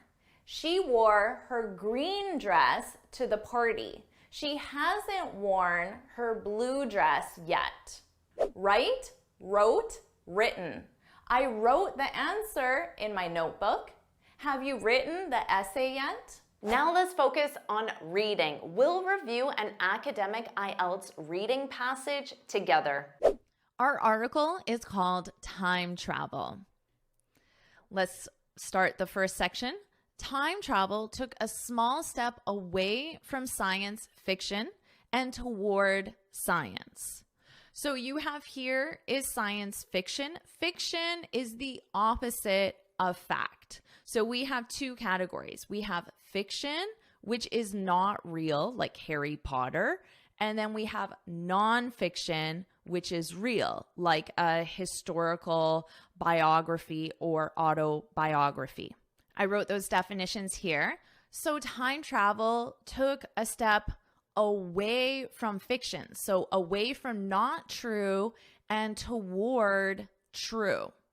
Here, notice how we have the word toward as a preposition. Two spellings are correct. You can say toward or towards with an S. So if you hear someone say towards with an S, it's not incorrect. Both of them are grammatically correct and acceptable. And towards science recently, when physicists discovered that subatomic particles known as neutrinos, just listen to my pronunciation, neutrinos, can exceed the speed of light. So if you exceed something, it means you've gone beyond it. Now, in this case, they're talking about speed. So to go beyond means to go faster than. If you exceeded your spending limit on your credit card, you've gone beyond that limit, which means you've spent more money than you have available. And notice here we have can, which is a modal verb. And then we have exceed, which is the base verb. So grammatically, you always have modal plus base verb, not the infinitive can to exceed. No, just can exceed. So modal plus base verb can exceed the speed of light. So these neutrinos, which are subatomic particles, don't worry, I don't know what a neutrino is. I don't really know what a subatomic particle is because I'm not a physicist, but I understand that they're particles and they can go faster than the speed of light. That is what I know based on the article. The unassuming particle. Unassuming is an adjective. And when you describe something as unassuming, it means it doesn't attract a lot of interest or attention. So maybe you're walking down a street and there's a restaurant, but it doesn't attract your interest or attention because maybe it's very small. It doesn't look very nice from the outside. There isn't a lot of decorations. The sign for the restaurant is very small, so you almost don't even notice the restaurant. So it's an unassuming restaurant, but you go in and the food is delicious, but you almost didn't notice it because it's unassuming. So these particles, these neutrinos, are unassuming. They don't attract a lot of attention or interest, likely because they're just very small. They're not considered something that's very important in science. The unassuming particle, it is electrically neutral, small, but with a non-zero mass. So this is simply giving us more information about what this particle is, because the average person does not know what a neutrinos is. A physicist knows what this is, but the average person does not. So this is giving us more information on this particle. The unassuming particle, it is electrically neutral, small, but with a non-zero mass and able to penetrate. Now notice here, able to penetrate. Is something missing from this expression? And able to penetrate. The expression is to be able to. That's the full expression. But notice, it is electrically neutral and able to penetrate. So when we have and, you don't need to repeat the main verb. So you can say, for example, she is tall and thin. Okay, She is tall and thin. So you don't have to say she is tall and is thin. You can get rid of this main verb and just say she is tall and thin. The same thing is happening here. The only difference is instead of having one simple word like tall, we have all of this information. So it's easy to forget that this is also attached to able to, because the expression is not able to, it's be able to. Okay, so for example, you can't say she able to speak Japanese. You can't say that. This is grammatically incorrect because the verb to be is missing. So I'll put a frowny face and an X. She is able to speak Japanese.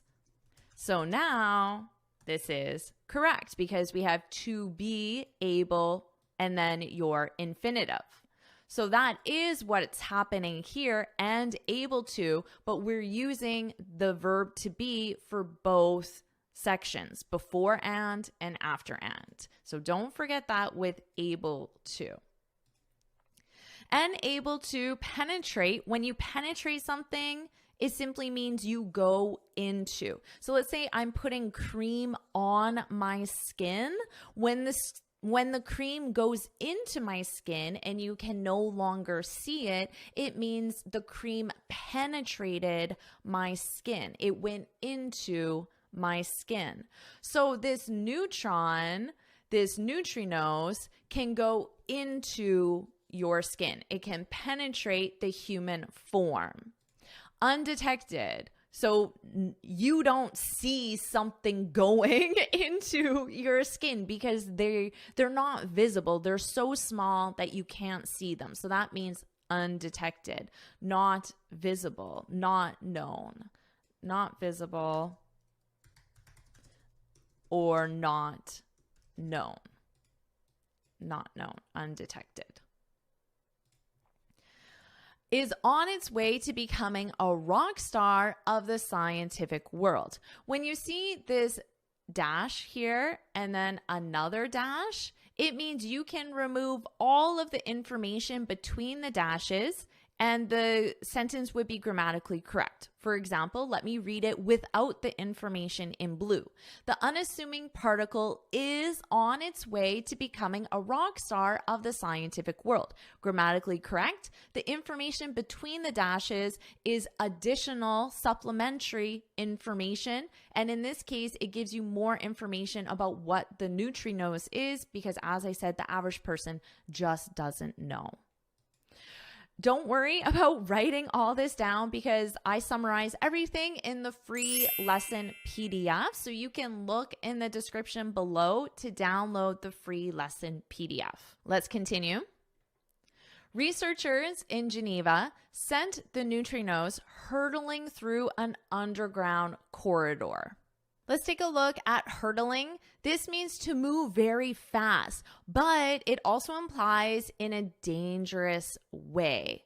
So when these neutrinos were hurtling through the underground corridor, so imagine the corridor is going straight and the neutrinos are going very fast, but maybe they're banging against the sides of the walls. They're crashing into each other, not in an orderly, straight way. So you can use this, for example, with drivers. You might say the delivery driver hurtled up my driveway. So he came up your driveway, he drove up your driveway very quickly, but also very dangerously. So quickly, and maybe he's swerving. There's an object here. He's going right for it. Maybe you're standing here and he doesn't seem to be stopping. He hurtled up your driveway. Let's continue. Researchers in Geneva sent the neutrinos hurtling through an underground corridor toward their colleagues, or towards, remember, their colleagues 730 kilometers away in Italy. The neutrinos arrived promptly. Promptly is an adverb, and it means quickly, without delay, but also at the scheduled time. So for example, the meeting will start promptly at 9 a.m. Often when you schedule a meeting at 9, some people might come to the meeting 9:03, 9:05, just a little bit late. But if you say the meeting will start promptly at 9, I will start the presentation at 9:00, not 9:01 or 9:02, promptly at 9. So immediately at 9. So in this case, the neutrinos arrived promptly, so we can say quickly without delay. So promptly, in fact, that they triggered what scientists are calling the unthinkable. Let's look at triggered and unthinkable. So first, triggered. When something triggers something, it simply means it causes it to start. So the fact that the neutrinos traveled so promptly caused something else to start. And that something else is that scientists are now rethinking time travel. So that's the something. You could say, for example, speaking in public triggers my anxiety. So speaking in public causes my anxiety to start. I wrote that example here for you. Now, the unthinkable, this is when something is just so shocking or unlikely that it's difficult for you to imagine, difficult for you to actually form a picture. For example, a world without language would be unthinkable.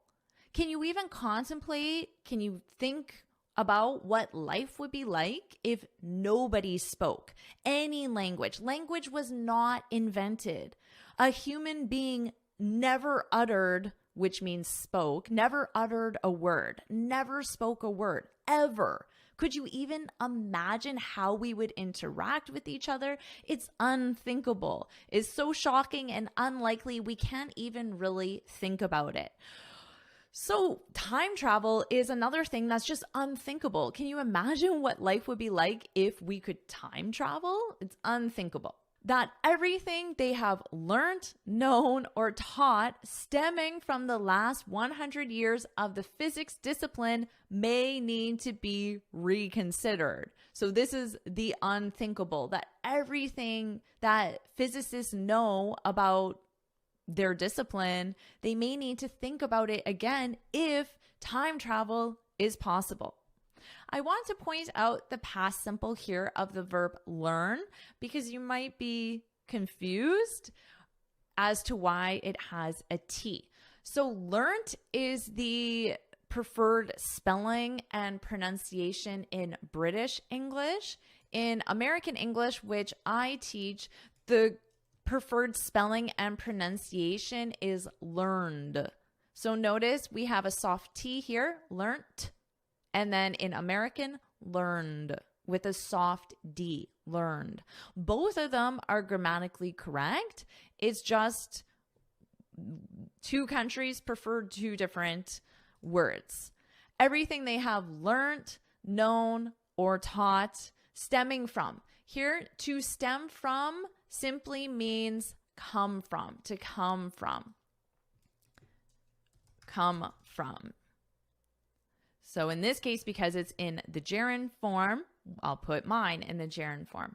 Coming from the last 100 years of the physics discipline may need to be reconsidered. So when you add re in front of the verb, it means you do the verb again. So you need to consider again.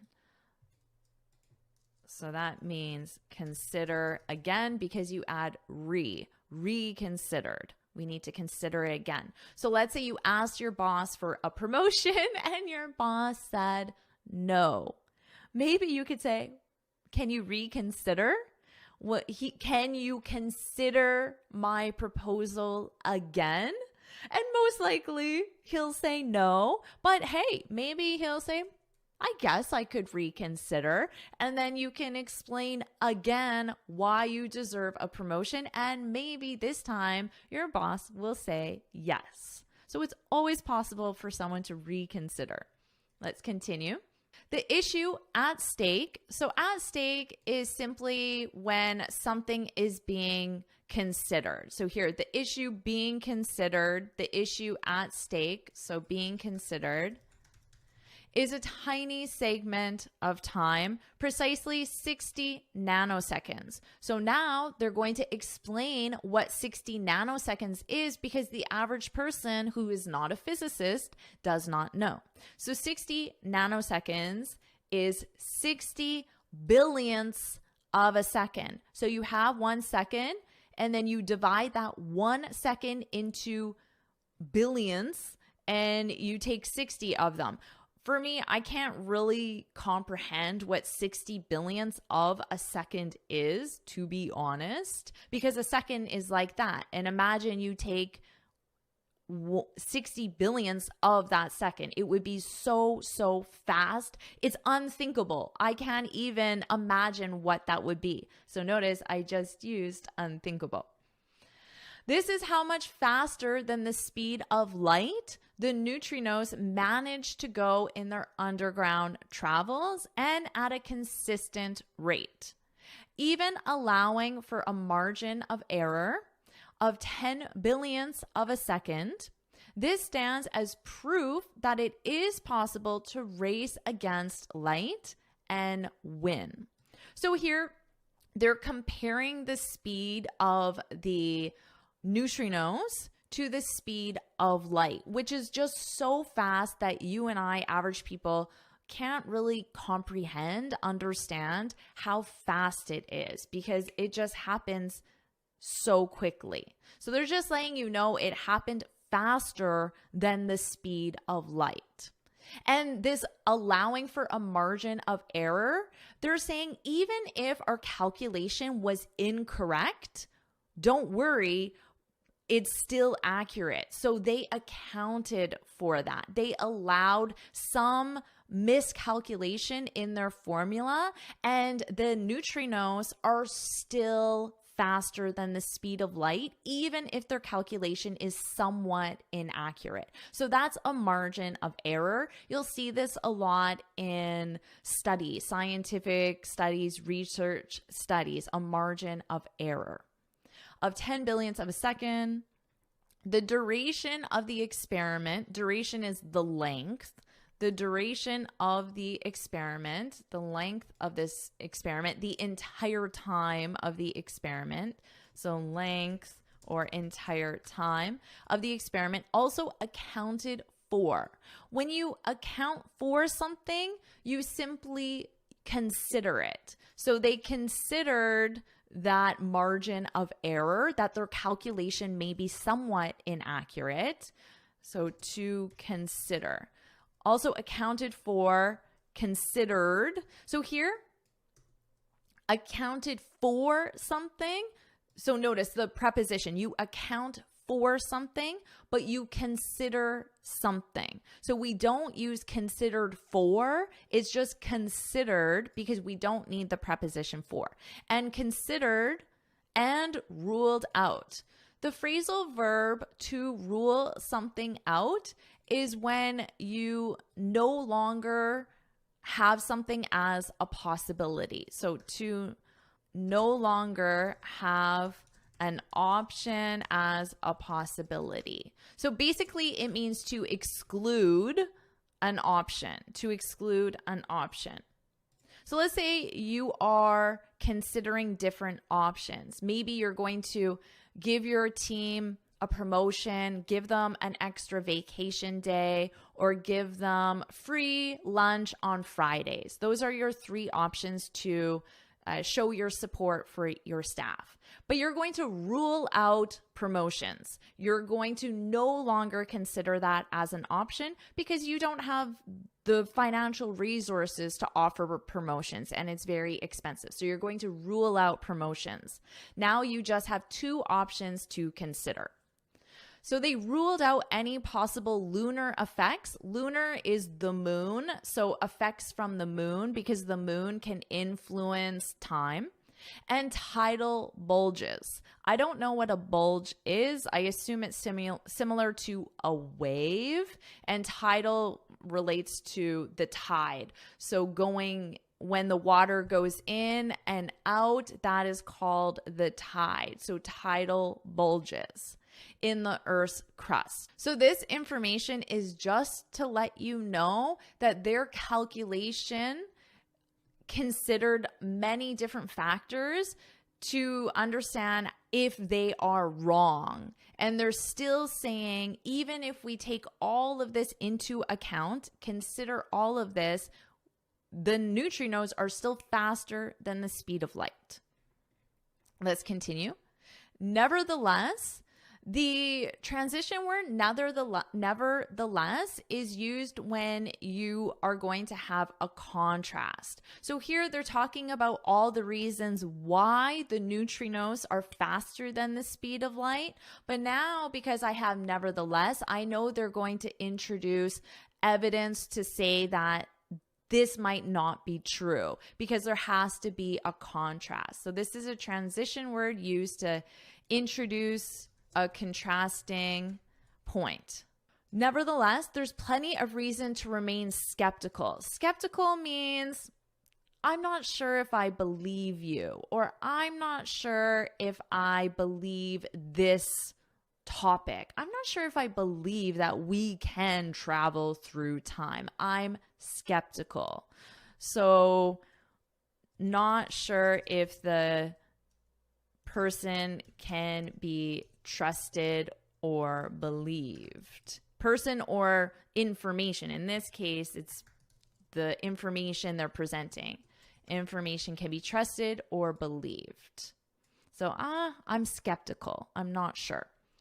According to Harvard University science historian Peter Gallison, Albert Einstein, of course, Einstein's relativity theory has been pushed harder than any theory in the history of the physical sciences. Pushed harder than, it means that every scientist has tried to prove that his theory is not correct. So they've pushed his theory harder than any theory in the history of the physical sciences. Yet each prior challenge, prior means previous, so each challenge that had previously happened, previous. You see this a lot in job interviews. Do you have any prior experience? Do you have any previous experience? So let me write that for you. Do you have any prior experience in Excel? So Excel is a Microsoft software for organizing data. Do you have any prior experience in Excel? Do you have any previous experience? Yet each prior challenge has come to no avail.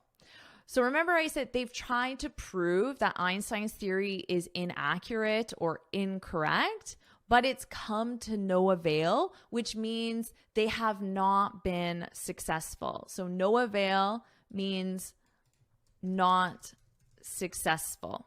Let's review this example. I asked my boss for a promotion, but to no avail. So notice the expression is to no avail, and this means not successful. So I didn't get the promotion. My boss said no, but to no avail. I'm hopeful he'll reconsider. I'm hopeful, that's just another way of saying I hope he'll reconsider. So remember, we talked about this. Consider it again and change his decision. But he's skeptical. I don't know. I'm not sure if Jennifer's ready for a promotion. He's skeptical that I'm ready for a management position. So here we used a lot of expressions in one thought, one advanced thought. Let's continue. So is time travel just around the corner? When something is just around the corner, it means happening soon. Happening soon. So you could say, my vacation is just around the corner. Happening soon. So is time travel happening soon, just around the corner? The prospect, so the prospect is the idea that time travel is just around the corner. The prospect has certainly been wrenched much closer to the realm of possibility. This simply means moved closer to the realm of possibility, meaning that something is possible. So a simple way of saying this is the prospect has certainly been moved towards possibility. Now that a major physical hurdle, a hurdle is an obstacle, something that prevents you from achieving a goal. So an obstacle, hurdle, obstacle, the speed of light. So this is the obstacle, the hurdle for time travel. The fact that we need to travel faster than the speed of light. And so far, nothing has traveled faster than the speed of light until these neutrinos has been cleared. So to clear the hurdle means to get rid of it, to eliminate it. If particles, these neutrinos, if particles can travel faster than light, in theory, traveling back in time is possible. That's unthinkable, isn't it? How anyone harnesses that, to harness something is when you use something successfully, to use something successfully. Use something successfully. For example, we have now harnessed the power of the sun through solar panels. So you put a solar panel on the roof of your house and it harnesses the sun, the energy of the sun. It uses that energy successfully by then heating your house. So we've already harnessed many things in our environment. Why not time travel? How anyone harnesses that, so how anyone uses time travel successfully to some kind of helpful end is far beyond the scope of any modern technologies.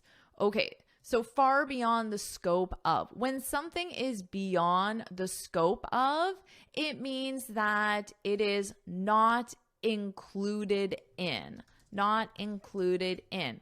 For example, teaching you about Einstein's theory of relativity is beyond the scope of this lesson, which means it's not included in this lesson. It doesn't mean it's not important. It's just beyond the scope of this lesson. It's not included in this lesson. So it's beyond the scope of any modern technology, however, and will be left to future generations to explore. When you leave something to someone, it means that you give the responsibility to someone else. So the future generations now have the responsibility to take the information from this article, the fact that these neutrinos can travel faster than the speed of light, and try to harness that, try to turn it into something tangible that we can use and benefit from. So that's not our responsibility. We're going to leave that to future generations to explore. So that's the end of the article. What I'll do now is I'll go to the beginning and I'll read the article from start to finish, and this time you can focus on my pronunciation. Time travel. Time travel took a small step away from science fiction and toward science recently when physicists discovered that subatomic particles, known as neutrinos, can exceed the speed of light. The unassuming particle, it is electrically neutral, small, but with a non-zero mass, and able to penetrate the human form undetected, is on its way to becoming a rock star of the scientific world. Researchers in Geneva sent the neutrinos hurtling through an underground corridor toward their colleagues 730 kilometers away in Italy. The neutrinos arrived promptly. So promptly, in fact, that they triggered what scientists are calling the unthinkable, that everything they have learned, known, or taught stemming from the last 100 years of the physics discipline may need to be reconsidered. The issue at stake is a tiny segment of time, precisely 60 nanoseconds, which is 60 billionths of a second. This is how much faster than the speed of light the neutrinos manage to go in their underground travels and at a consistent rate, even allowing for a margin of error of 10 billionths of a second. This stands as proof that it is possible to race against light and win. The duration of the experiment also accounted for and ruled out any possible lunar effects or tidal bulges in the Earth's crust. Nevertheless, there's plenty of reason to remain skeptical. According to Harvard University science historian Peter Gallison, Einstein's relativity theory has been pushed harder than any theory in the history of the physical sciences. Yet each prior challenge has come to no avail, and relativity has so far refused to buckle. So is time travel just around the corner?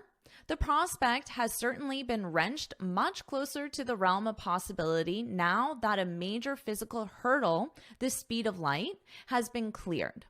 If particles can travel faster than light, in theory, traveling back in time is possible.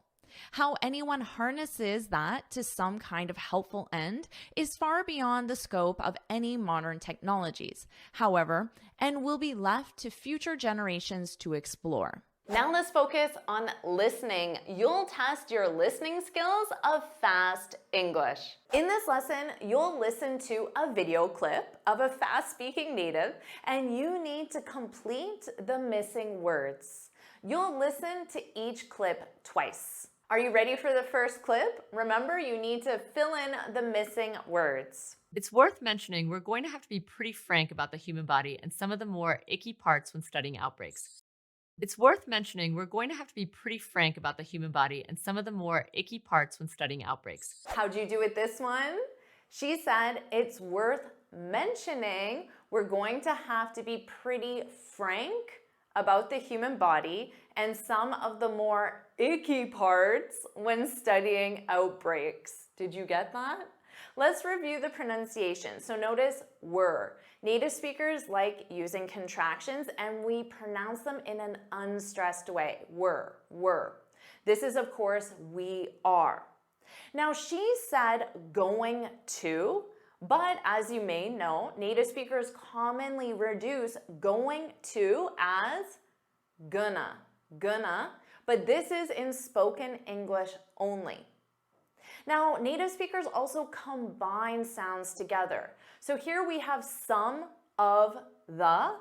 Instead of saying of, you can just do an unstressed some of the. So it sounds like one word. Repeat after me, some of the.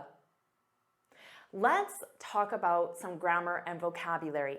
Notice one of your missing words was mentioning, and that's because to be worth plus gerund verb. So I wanted to remind you, or perhaps help you learn, that you need the gerund with this expression. So worth is a gerund verb. To be worth doing something. For example, it's worth to be. It is, as a contraction, it's worth subscribing to JForrest English. Now, if a friend asks you, should I subscribe to JForrest English?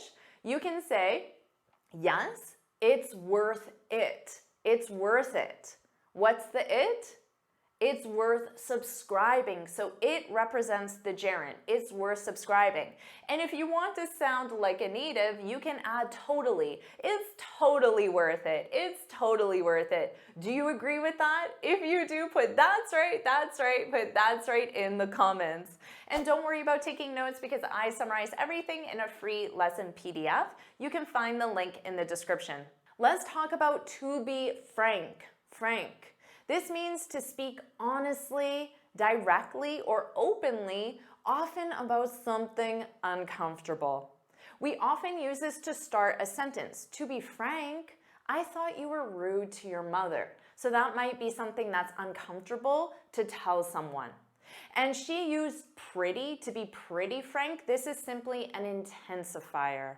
Now, did you hear the word icky? Icky? This is an informal way of something as unpleasant, gross, or distasteful. Cleaning the bathroom, ugh, it's so icky. Wouldn't you agree? Or you could say, you have some icky stuff on your shirt, some gross stuff. Are you ready for your next listening exercise? Remember, you need to complete the missing words. You'll hear it twice. I've level with you. Before we started making this movie, I'd never been on a pair of skis in my life. I've level with you. Before we started making this movie, I'd never been on a pair of skis in my life. Could you complete the missing words? I've got to level with you.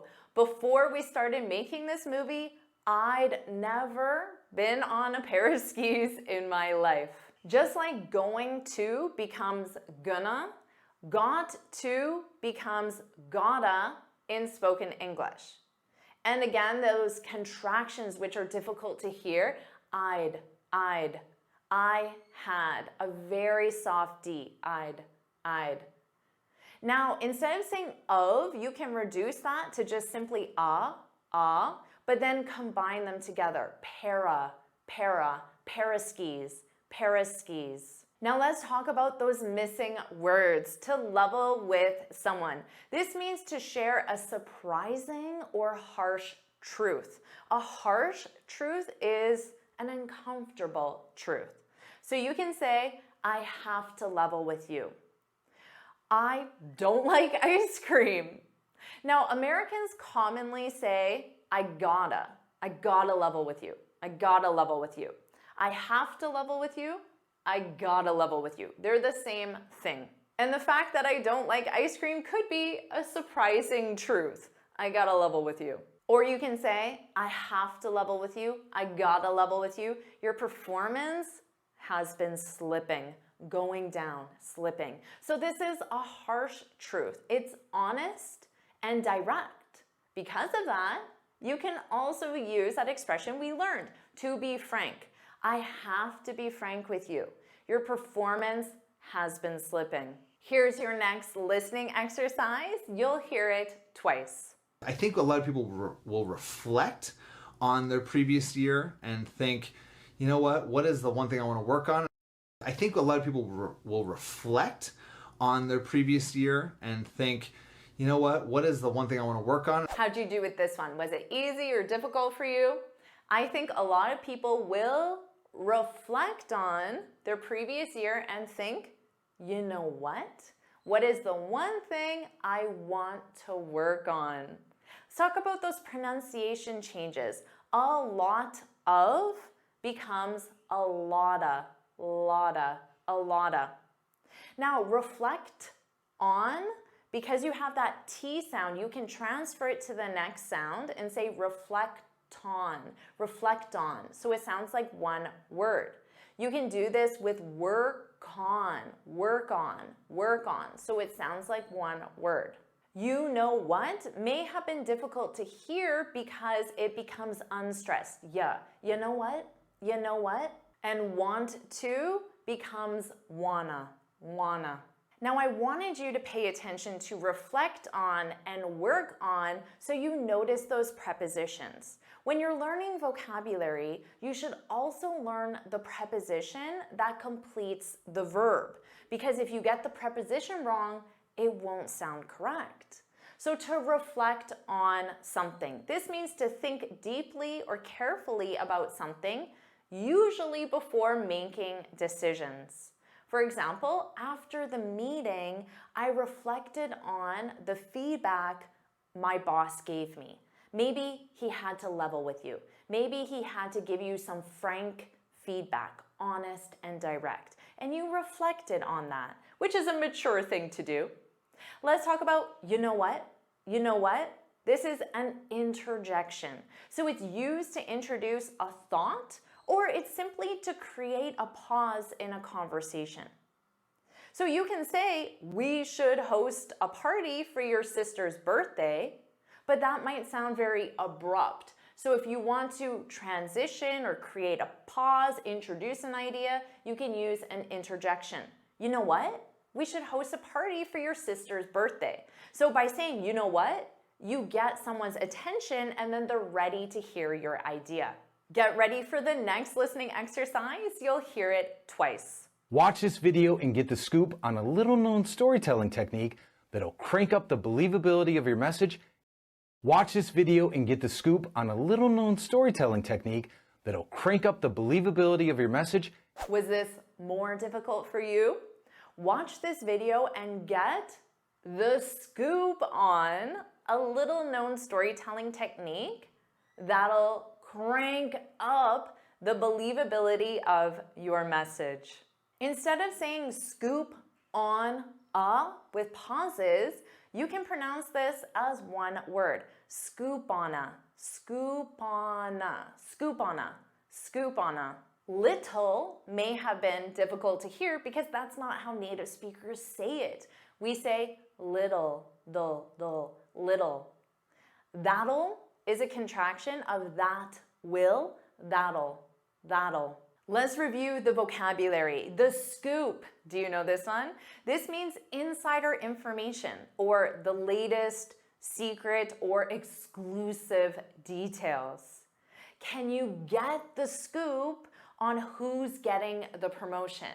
So I'm asking you to get the exclusive information or the latest secret details. Or I could ask what? What's the scoop on the promotion? Do you know the latest details? Or I could say, who knows the scoop on the promotion? So who has the secret or latest details? What if I said to you, ooh, it's cold in here. Crank up the heat. What would you do to the heat? Or how about, I love this song. Crank it up. Crank it up. What would you do? To crank up means to increase the intensity, volume, or level of something. Now in this case, the something was the believability, which is a noun. And this is the quality or state of being believable, which is the adjective. So to be believable. I could say to my friend, you didn't win the lottery? You were so believable. I believed my friend because she's believable. Or I could say, to be frank, the story lacked believability. So it lacked the quality of being believable. Or I could say, I have to level with you. I gotta level with you. The story lacked believability. So look for ways you can mix and match all the vocabulary that you're learning. One more listening exercise, you'll hear it twice. All right, we've been planning for months. Let's do it. It's go time. All right, we've been planning for months. Let's do it. It's go time. Did you get that first word? All right. We've been planning for months. Let's do it. It's go time. Now you may not have heard that first word again because of reducing sounds. So instead of saying all right, native speakers commonly say all right, all right, all right. So it can be very unstressed or a little bit unstressed. It depends on the speaker. This one was quite unstressed. We've is of course we have. For sounds like fur, very unstressed. And do it, to get rid of that pause, you can add a very soft w. Do it, do it, do it. But when you say it as one word, you don't hear it. Do it, do it. Do it. All right is used as both an interjection or confirmation. So if someone says, let's meet at 2 to discuss the project, you can say, all right, to confirm. Or you can start the discussion by saying, all right, let's review the sales reports. So in this case, it's an interjection. It gets attention and it signals readiness to start. Let's look at let's do it. I say this a lot, so maybe you've heard it from me. This is an informal way to signal readiness to act. I could say, today you'll learn 20 phrasal verbs. Are you ready? And you can reply back and say, let's do it, Jennifer. Or your friend could ask you, should we sign up for that cooking class? And you say, let's do it. let's do it. Let's look at it's go time. I love this one. This is an informal way to say now is the time to act. This is the moment we've been waiting for. And it's commonly used with a lot of energy and excitement. So you can imagine before a sports game or a big presentation, someone says, it's go time. Now let's focus on writing. You'll learn the 10 spelling rules you need to know. Let's review a short sentence and see if you can identify the spelling mistakes. Jennifer, I really want to improve my writing so I can pass the written section of the exam. Now, in this short sentence, there are 4 spelling mistakes. Pause this video, take as much time as you need, and see if you can identify all 4. So could you get all 4? Here they are. Did you notice that my name was spelled wrong? Now, for proper nouns, names of people or places, you simply need to memorize them. But in your exam or in anything you're writing for business purposes or other purposes, it's very common that you'll use proper nouns. You don't want to misspell the name of a company if you're applying to that position. So just make sure that you memorize the names of the proper nouns that you use in your writing. Did you get that I was spelled incorrectly? Now this is a spelling mistake because the subject I is always capitalized. And it's a mistake if you see the subject I in lower form. Let's review these examples. I went to the store. So in this case, I begins the sentence, so it's capitalized, but it's also capitalized because the subject I is always capitalized, no matter what place it is in the sentence. Mark and I went to the store. You still capitalize I because it's a subject. Today, I'm going to the store. Even in a contracted form, I is still a subject, so you capitalize it. Don't make this mistake for your IELTS, your TOEFL, or business writing. Now don't worry about writing down these notes because I summarize everything in a free lesson PDF, so you can find the link in the description. Writing is spelled wrong because there is only one T. But notice how the word write ends in an E. But then when you add your suffix ing, you remove that final E before adding the ing. This is done when the final E is silent. So ride becomes riding. You remove that E. Dance becomes dancing. Create, creating. Move, moving. Smile, smiling. Notice how written was spelled incorrectly because there was only one T. So write in ing form, you only use one T, but written, you need 2 T's. So you double the final consonant. This generally happens when you add a suffix, and it happens when you have one vowel plus one consonant at the end of a word, and the stress is on the last part of the word. For one syllable words, there is no stress, like write. One syllable, there's no stress. For example, the verb hop. It's a one syllable, so there's no stress, but notice we have one vowel, the O, one consonant, the P. So we double the final consonant, the P, before you add the suffix, and it becomes hopping. But don't confuse this with the verb hope, to hope, because you have that final E, silent E on hope. So you remove that silent E before you add the ing. Hopping, hoping. Stop, stopped. In the ED is your suffix, you double the consonant. Jog, jogging. Plan, planning. Bag, bagging. Now technically this rule doesn't apply to the verb write because it isn't one vowel plus one consonant.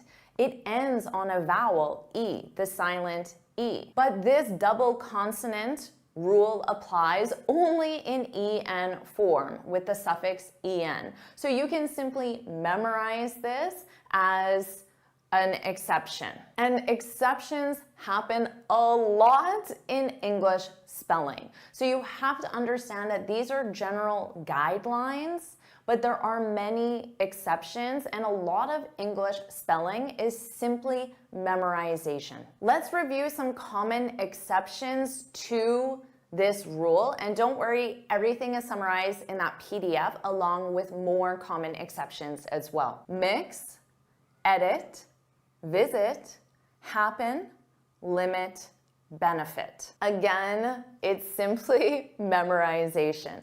Now let's move on to your next spelling test. Let's review this short paragraph. I visited the chief briefly to discuss the weird foreign smell coming from the field. I stopped to smell it when I was jogging. Oh, this one has 8 spelling mistakes. Can you identify them all? Pause the video, take as much time as you need, and when you're ready, hit play. So how many could you get? Here are the mistakes. Remember that visit was an exception to the double consonant rule, but stop and jog were not exceptions, so you need to double that consonant. Come doesn't follow the double consonant rule, it follows the silent E rule. So you need to remove that final E before you add ing, and you don't double the consonant. All the other mistakes are because of the spelling rule I before E except after C. Repeat that out loud. I before E except after C. And this rule applies to chief, brief, relief, yield, and believe, among many more, which you'll see in the free PDF. But you might be wondering about weird and foreign. Well, there are many exceptions to the I before E except after C rule, and weird and foreign are 2 of those exceptions, along with neither, science, and there. More exceptions are in the free PDF. Are you ready for another spelling test? Here's the paragraph. I cried when I applied for the science scholarship, but didn't get it. I guess my study routine wasn't efficient. But now I'm happier because I married a beautiful girl who enjoys playing chess as much as I do. There are 6 spelling mistakes. Hit pause and see if you can identify them all. How'd you do?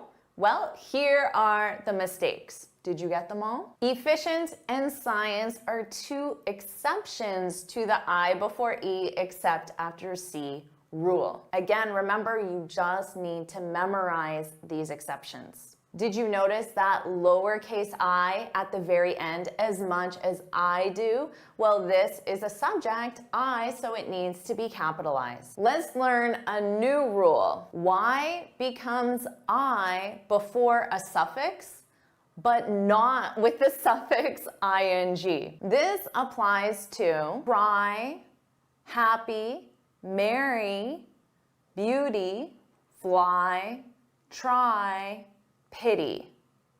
There are many other you'll see in the free lesson PDF, but of course there are exceptions that you need to memorize.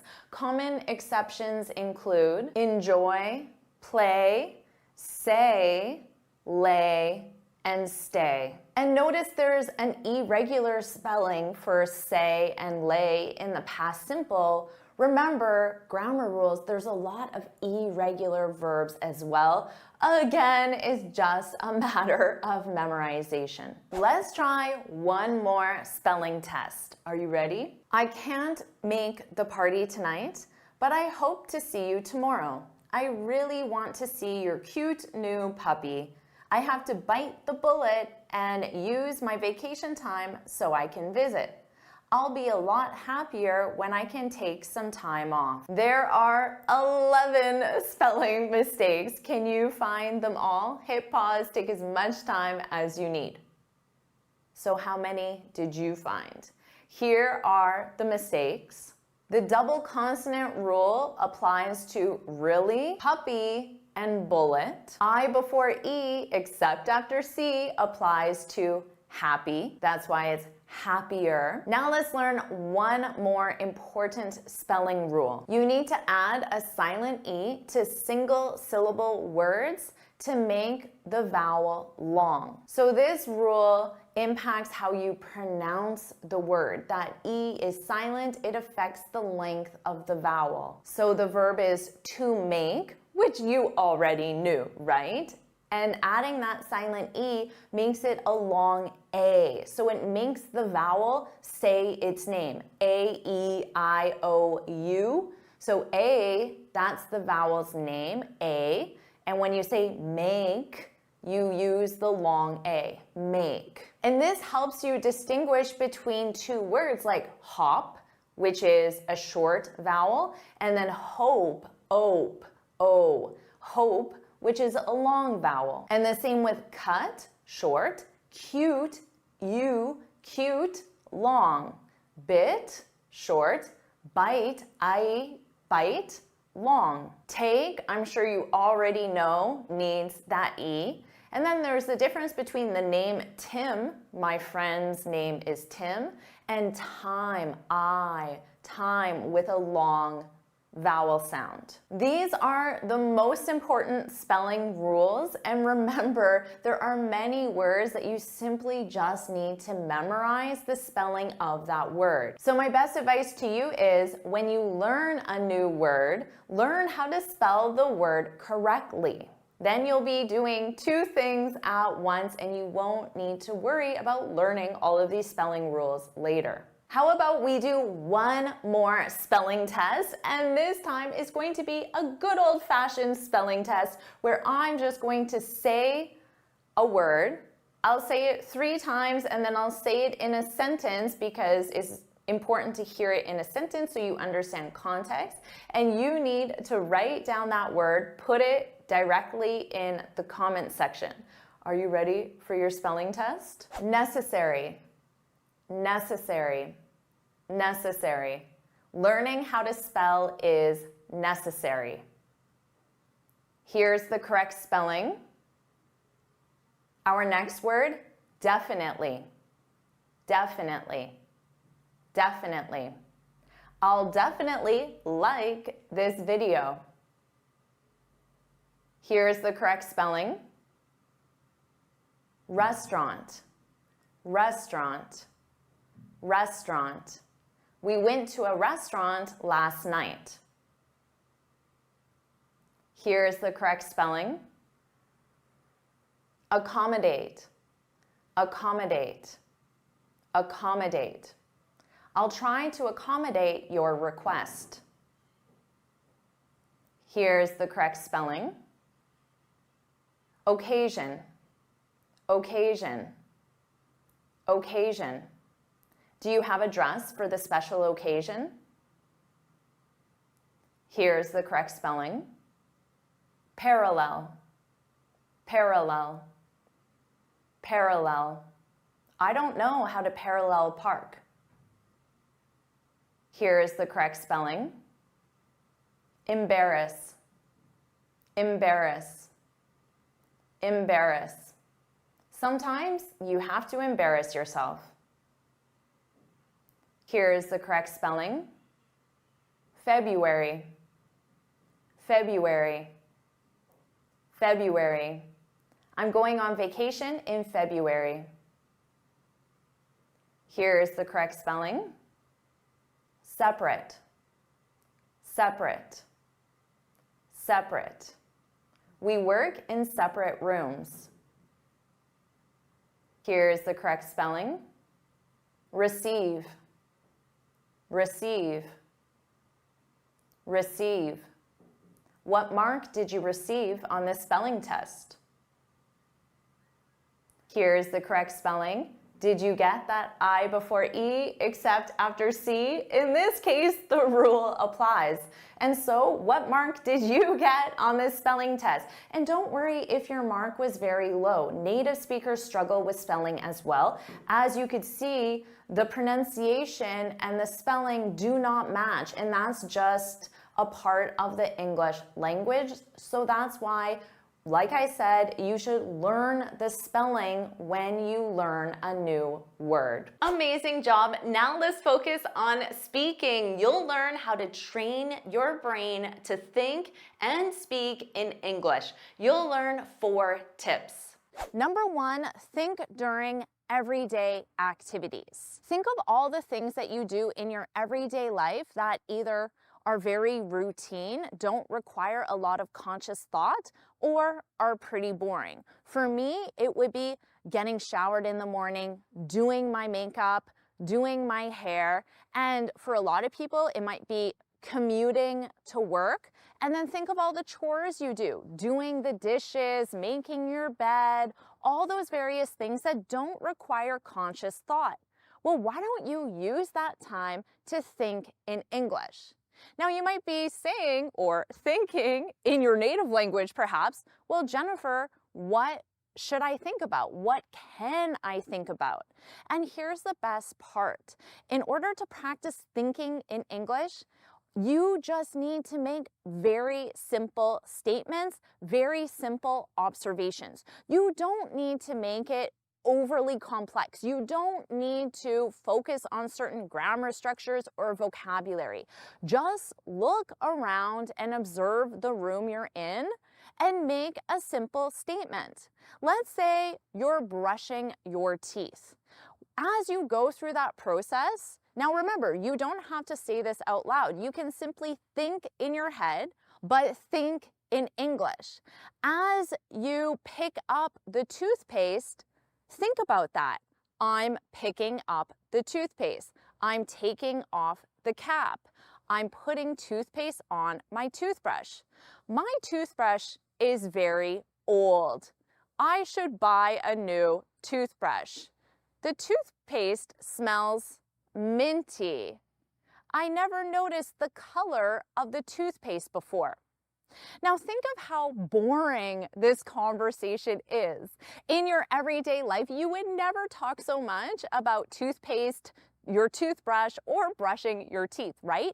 But you are doing this in your head to practice thinking in English. And that's just one very simple thing that you do every day, 2 times a day, maybe 3 or more times a day. Think of all the other things and how you can simply make observations about that situation or about what you see around you, and you're going to make those observations in your head in English. As a tip, you can start with simple statements.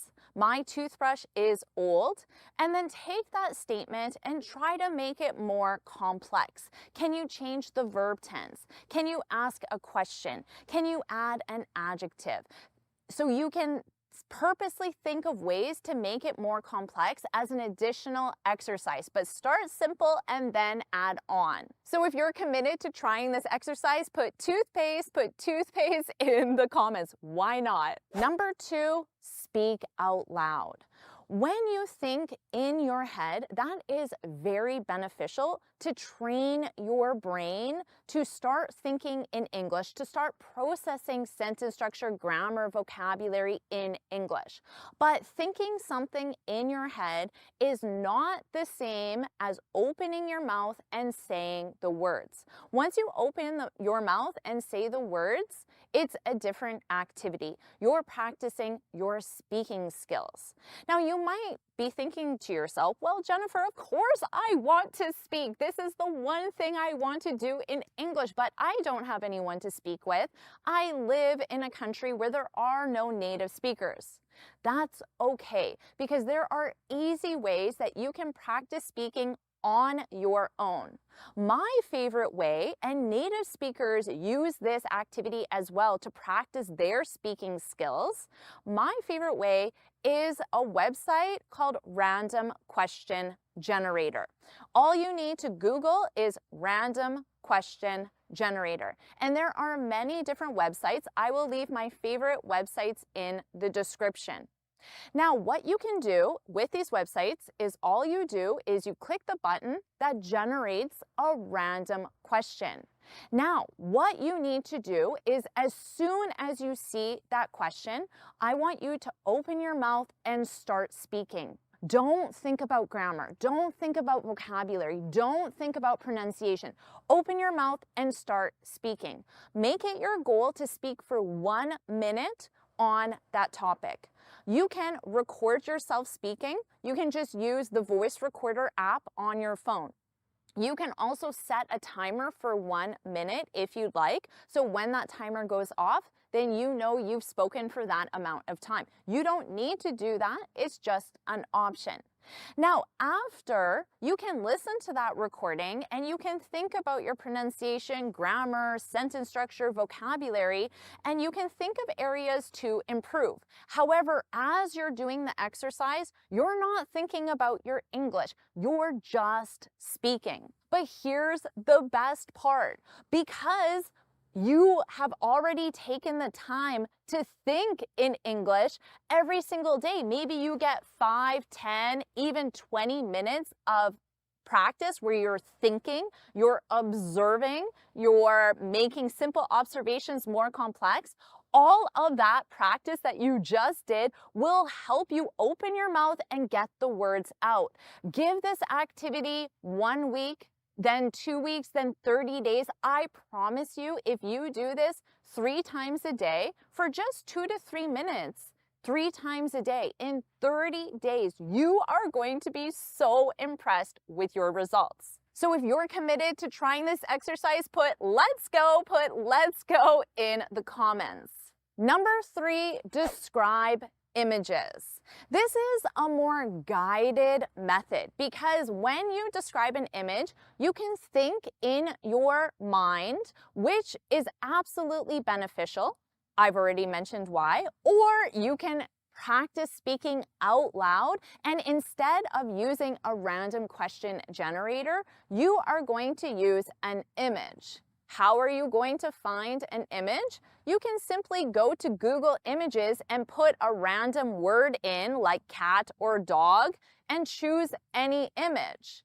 Or you can go to a website that shares free images like Pexels, which I'll put in the description as well, and just choose one of the first images on the home page. This is an exercise that I do with my students, and they absolutely love it.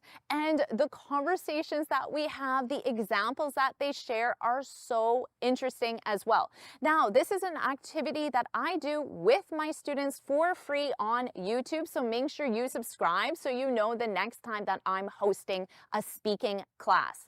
So here's an image that I used in my last speaking class, and the students shared such interesting examples. Now, all you have to do is describe this image. You can make observations about how the people look, their clothing, the background, or you can make statements about what they're doing. So in this image, you might say the man wearing an orange shirt is kneeling.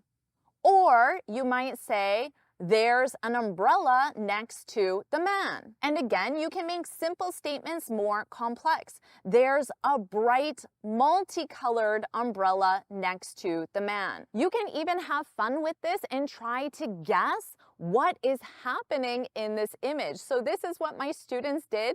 Some of them said that the man is proposing to the woman.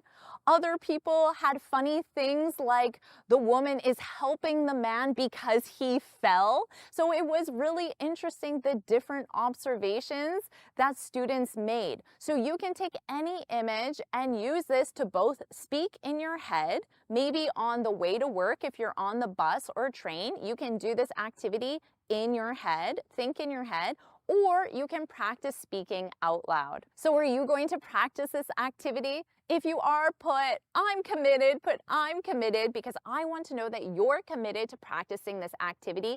And I want you to be committed because I know the results that you're going to get are going to make you so confident, so happy, and so proud. Number 4, a daily summary. Now, this is an activity that you should start doing regardless because Preparing a daily summary is a great way to reflect on the day and ask yourself, what areas am I very proud of? What areas could I improve on? And this is just a great thing to do for your overall personal development, but we'll focus on how this activity can help you train your brain to think and speak in English. Well, the same thing that we talked about before. You can think these activities in your head, and if you are in a public place, this is a great time to just think the activities. If you are in a more private place, then you can say it out loud, and always remember the option is there to record yourself speaking. And with your daily summary, of course, you can summarize your day. You can talk about the best part of your day, the worst part of your day, 3 things you're grateful for, 3 things you're proud of, 3 things you want to improve. And the best part is you don't need to summarize your whole day, so you don't need to do this at night. Maybe your nights are very busy getting your kids ready for school or preparing for work the next day. So you could do this activity every day at noon, at lunchtime, and you can summarize your morning. So the daily summary doesn't have to be your entire day. You could summarize your morning, you could summarize a meeting at work, you could summarize your evening, or you can do this multiple times a day. So you could summarize your morning and then summarize your evening. So you have the opportunity to do this twice a day. Whatever works best for you, the more you practice, the faster you'll get results. I have 2 bonus tips for you. Bonus tip number 1, surround yourself in English as much as you can. Ask yourself, what can I do to make my environment more English? Can you change the settings on your phone or your computer? Can you start listening to English music? Can you start watching English TV shows? What can you do that's easy for you to do to make your environment more English? Can you put labels on all the items in a room or your entire house and their English labels? So think about one thing that you can do to make your environment more English, because of course, the more you surround yourself with the language, the more that your brain will absorb that language. And bonus tip number 2, the most important, is be patient. This is not going to dramatically change your English overnight, but in 7 days, you will see some results. In 14 days, you will see some results. In 30 days, you will see some results. But if you take those results from the 7 days, 14 days, and 30 days, guess what? The result is a lot bigger than you may realize. And that's only 30 days. Imagine you do these 4 very simple, free activities that only take a few minutes, and you do these activities every day for 90 days. Imagine the results that are possible. So be patient. Now let's keep focusing on speaking. You'll learn transition words. Knowing these words will help you expand on your ideas and provide full, complex answers when you're speaking in English. Well, transition words are individual words or groups of words, phrases, that you can use to organize your ideas and to show connection between your ideas. They're commonly used in academic or formal writing, but you shouldn't limit their use to just that, because you can absolutely use them in your spoken English, and you should use them in your spoken English to sound very advanced and professional. And if you watch to the end of this video, I'm going to share how you can use transition words to expand your ideas and to take a really simple idea and be able to talk on that idea for longer using transition words. So stay right to the end. So let's get started. You're going to learn over 50 transition words in this lesson. Don't feel overwhelmed. Just add them to your vocabulary as you go. Our first group of transition words are used to show cause and effect, causation. So here I have 2 separate ideas. I spilled my coffee. I changed my shirt. Now this is where we can use a transition word to combine these ideas together and to show the relationship between them. I spilled my coffee. As a result, I changed my shirt. Cause and effect. Here are the transition words in this category, and they're listed from most formal to least formal. So you can take a screenshot of this. Consequently, hence, accordingly, thus, for that reason, as a result, therefore, and so, since, because, due to. Now the example I gave you, I spilled my coffee. As a result, I changed my shirt. This is a casual statement. It might sound a little odd, perhaps out of place, to use a very formal transition word such as consequently in such a common everyday speech.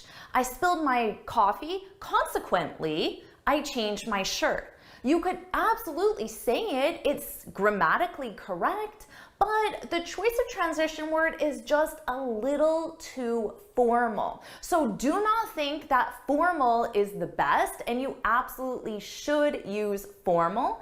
You should use formal when your ideas are more formal. They're more academic, they're more professional in a business context. Let's look at a business context. The project is over budget. We have to cut costs. So again, we'll show our cause and effect. We'll use a transition word to combine these ideas. And because it's a more formal context, I can use a more formal transition word. The project is over budget, hence, consequently, thus, we have to cut costs. Our next group of transition words is chronology. This is how events are related based on when they occur. So think of time. Here are 3 events. I went to the store, I worked out, I made dinner. Now, of course, we can add first, second, third, first, next, finally. That's chronology. And it instantly sounds more organized and more advanced when you add the transition words. So let's review the transition words in this category. First, firstly, to start, to begin, at the beginning, at the start. Second, secondly, after, afterwards, next, then, subsequently, later. Third, thirdly, after, afterwards, next, then, subsequently, later, finally, lastly, last but not least. Now notice that for the second and third events, many of the transition words are the same. You can use after, after for the second and third event. Or you can use next, next for the second and third and fourth and fifth event. But you might want to avoid that so you don't sound repetitive using the same transition word again and again. So you can use next, then, subsequently, finally. So you can use the different transition words just to show off your advanced vocabulary. Our next category of transition words is to show contrast when you have 2 opposing ideas. Let me give you 2 ideas. I love ice cream. I'm lactose intolerant. So can you see how these 2 ideas are in opposition? I love ice cream is great. It's a really positive thing. But I'm lactose intolerant. That's negative, and it also means that I can't eat ice cream. So those ideas are in opposition. So we can use our contrasting transition words. However, although, though, but. I love ice cream, but I'm lactose intolerant. Same thing, the transition words are listed from most formal to least formal. Again, you could say, I love ice cream, however, I'm lactose intolerant. But again, these ideas are quite simple, so you probably want a more simple transition word. Our next category of transition words is addition of similar ideas. I love ice cream. I love cake. It's adding a similar idea because they're both in the same category, which is desserts or sweets. The most common transition words from most formal to least formal in this category are furthermore, moreover, further, additionally, in addition, also, and. I love ice cream and I love cake. Obviously, you know that one. So why not try to advance your vocabulary by using in addition? I love ice cream. In addition, I love cake. Now let's talk about generality. This is when things are true most of the time. The most common transition words in this category are in general, generally, generally speaking, by and large, for the most part, most of the time, more often than not, usually, typically, mostly. So let's take an example. Our meetings are very productive. Now, of course, I'm sure there's one or two meetings that aren't very productive, but most of the time, in general, generally speaking, our meetings are very productive. Now let's look at the category of examples. There are really only three main transition words. For example, as an example, for instance. This software has really helped us. Now it can make your point a lot stronger or help you expand on your idea by adding an example. This software has really helped us. For example, as an example, for instance, it reduced our error rate by 40%. Our next category is emphasis. This category is used to make a point stronger by adding more supporting information. Let's take a simple example. I love pie. Now, what if I wanted to make this point stronger? I could say, it's my favorite dessert. I love pie. In fact, it's my favorite dessert. I love pie. As a matter of fact, it's my favorite dessert. These are the only two transition words that are commonly used to add emphasis. And finally, conclusion transition words. Notice I just used a transition word. And finally, that is a conclusion transition word. Now, of course, in this category, we use these transition words when we want to end what we're saying, end our speech, end our presentation. Here are the most common transition words listed from most formal to least formal. In conclusion, to conclude, to summarize, in sum, all things considered, finally, overall, ultimately, in the end, to wrap up, to sum up, all in all. So let's say I'm ending my presentation at work and I want my colleagues to remember one very important fact. And that fact is, if we want to remain competitive, we have to invest in automation. Now, to let my colleagues know that this is the last point I'm going to make, my final point, I'm going to add a conclusion transition word. Ultimately, if we want to remain competitive, we have to invest in automation. So now you have 50 plus transition words to help you communicate your ideas in a very professional and organized way. Before you go, let me share a bonus tip with you. You can use transition words to help you expand on your ideas. So let's take one idea. In general, our meetings are very productive. Now I can pick any category of transition word to expand on this idea. I could add a contrast. However, they usually run over time. So this is an opposing idea. Now, let me give an example of my last point to add emphasis and to expand even more. For example, today our meeting was scheduled to end at 11 and it went until 11:17. So let's expand on this even more. What was the effect of the meeting running over by 17 minutes? As a result, I was late for a meeting with a client. Were there any other effects? If there were, I could use an addition of a similar idea transition word. Additionally, I had to work through lunch to catch up. Amazing job in this masterclass. Do you want me to make another masterclass just like this? If you do, put let's go, put let's go in the comments. And of course, make sure you like this lesson, share it with your friends, and subscribe so you're notified every time I post a new lesson. And you can get this free speaking guide where I share 6 tips on how to speak English fluently and confidently. You can click here to download it or look for the link in the description. And here's another masterclass to help you improve your English. Watch it now.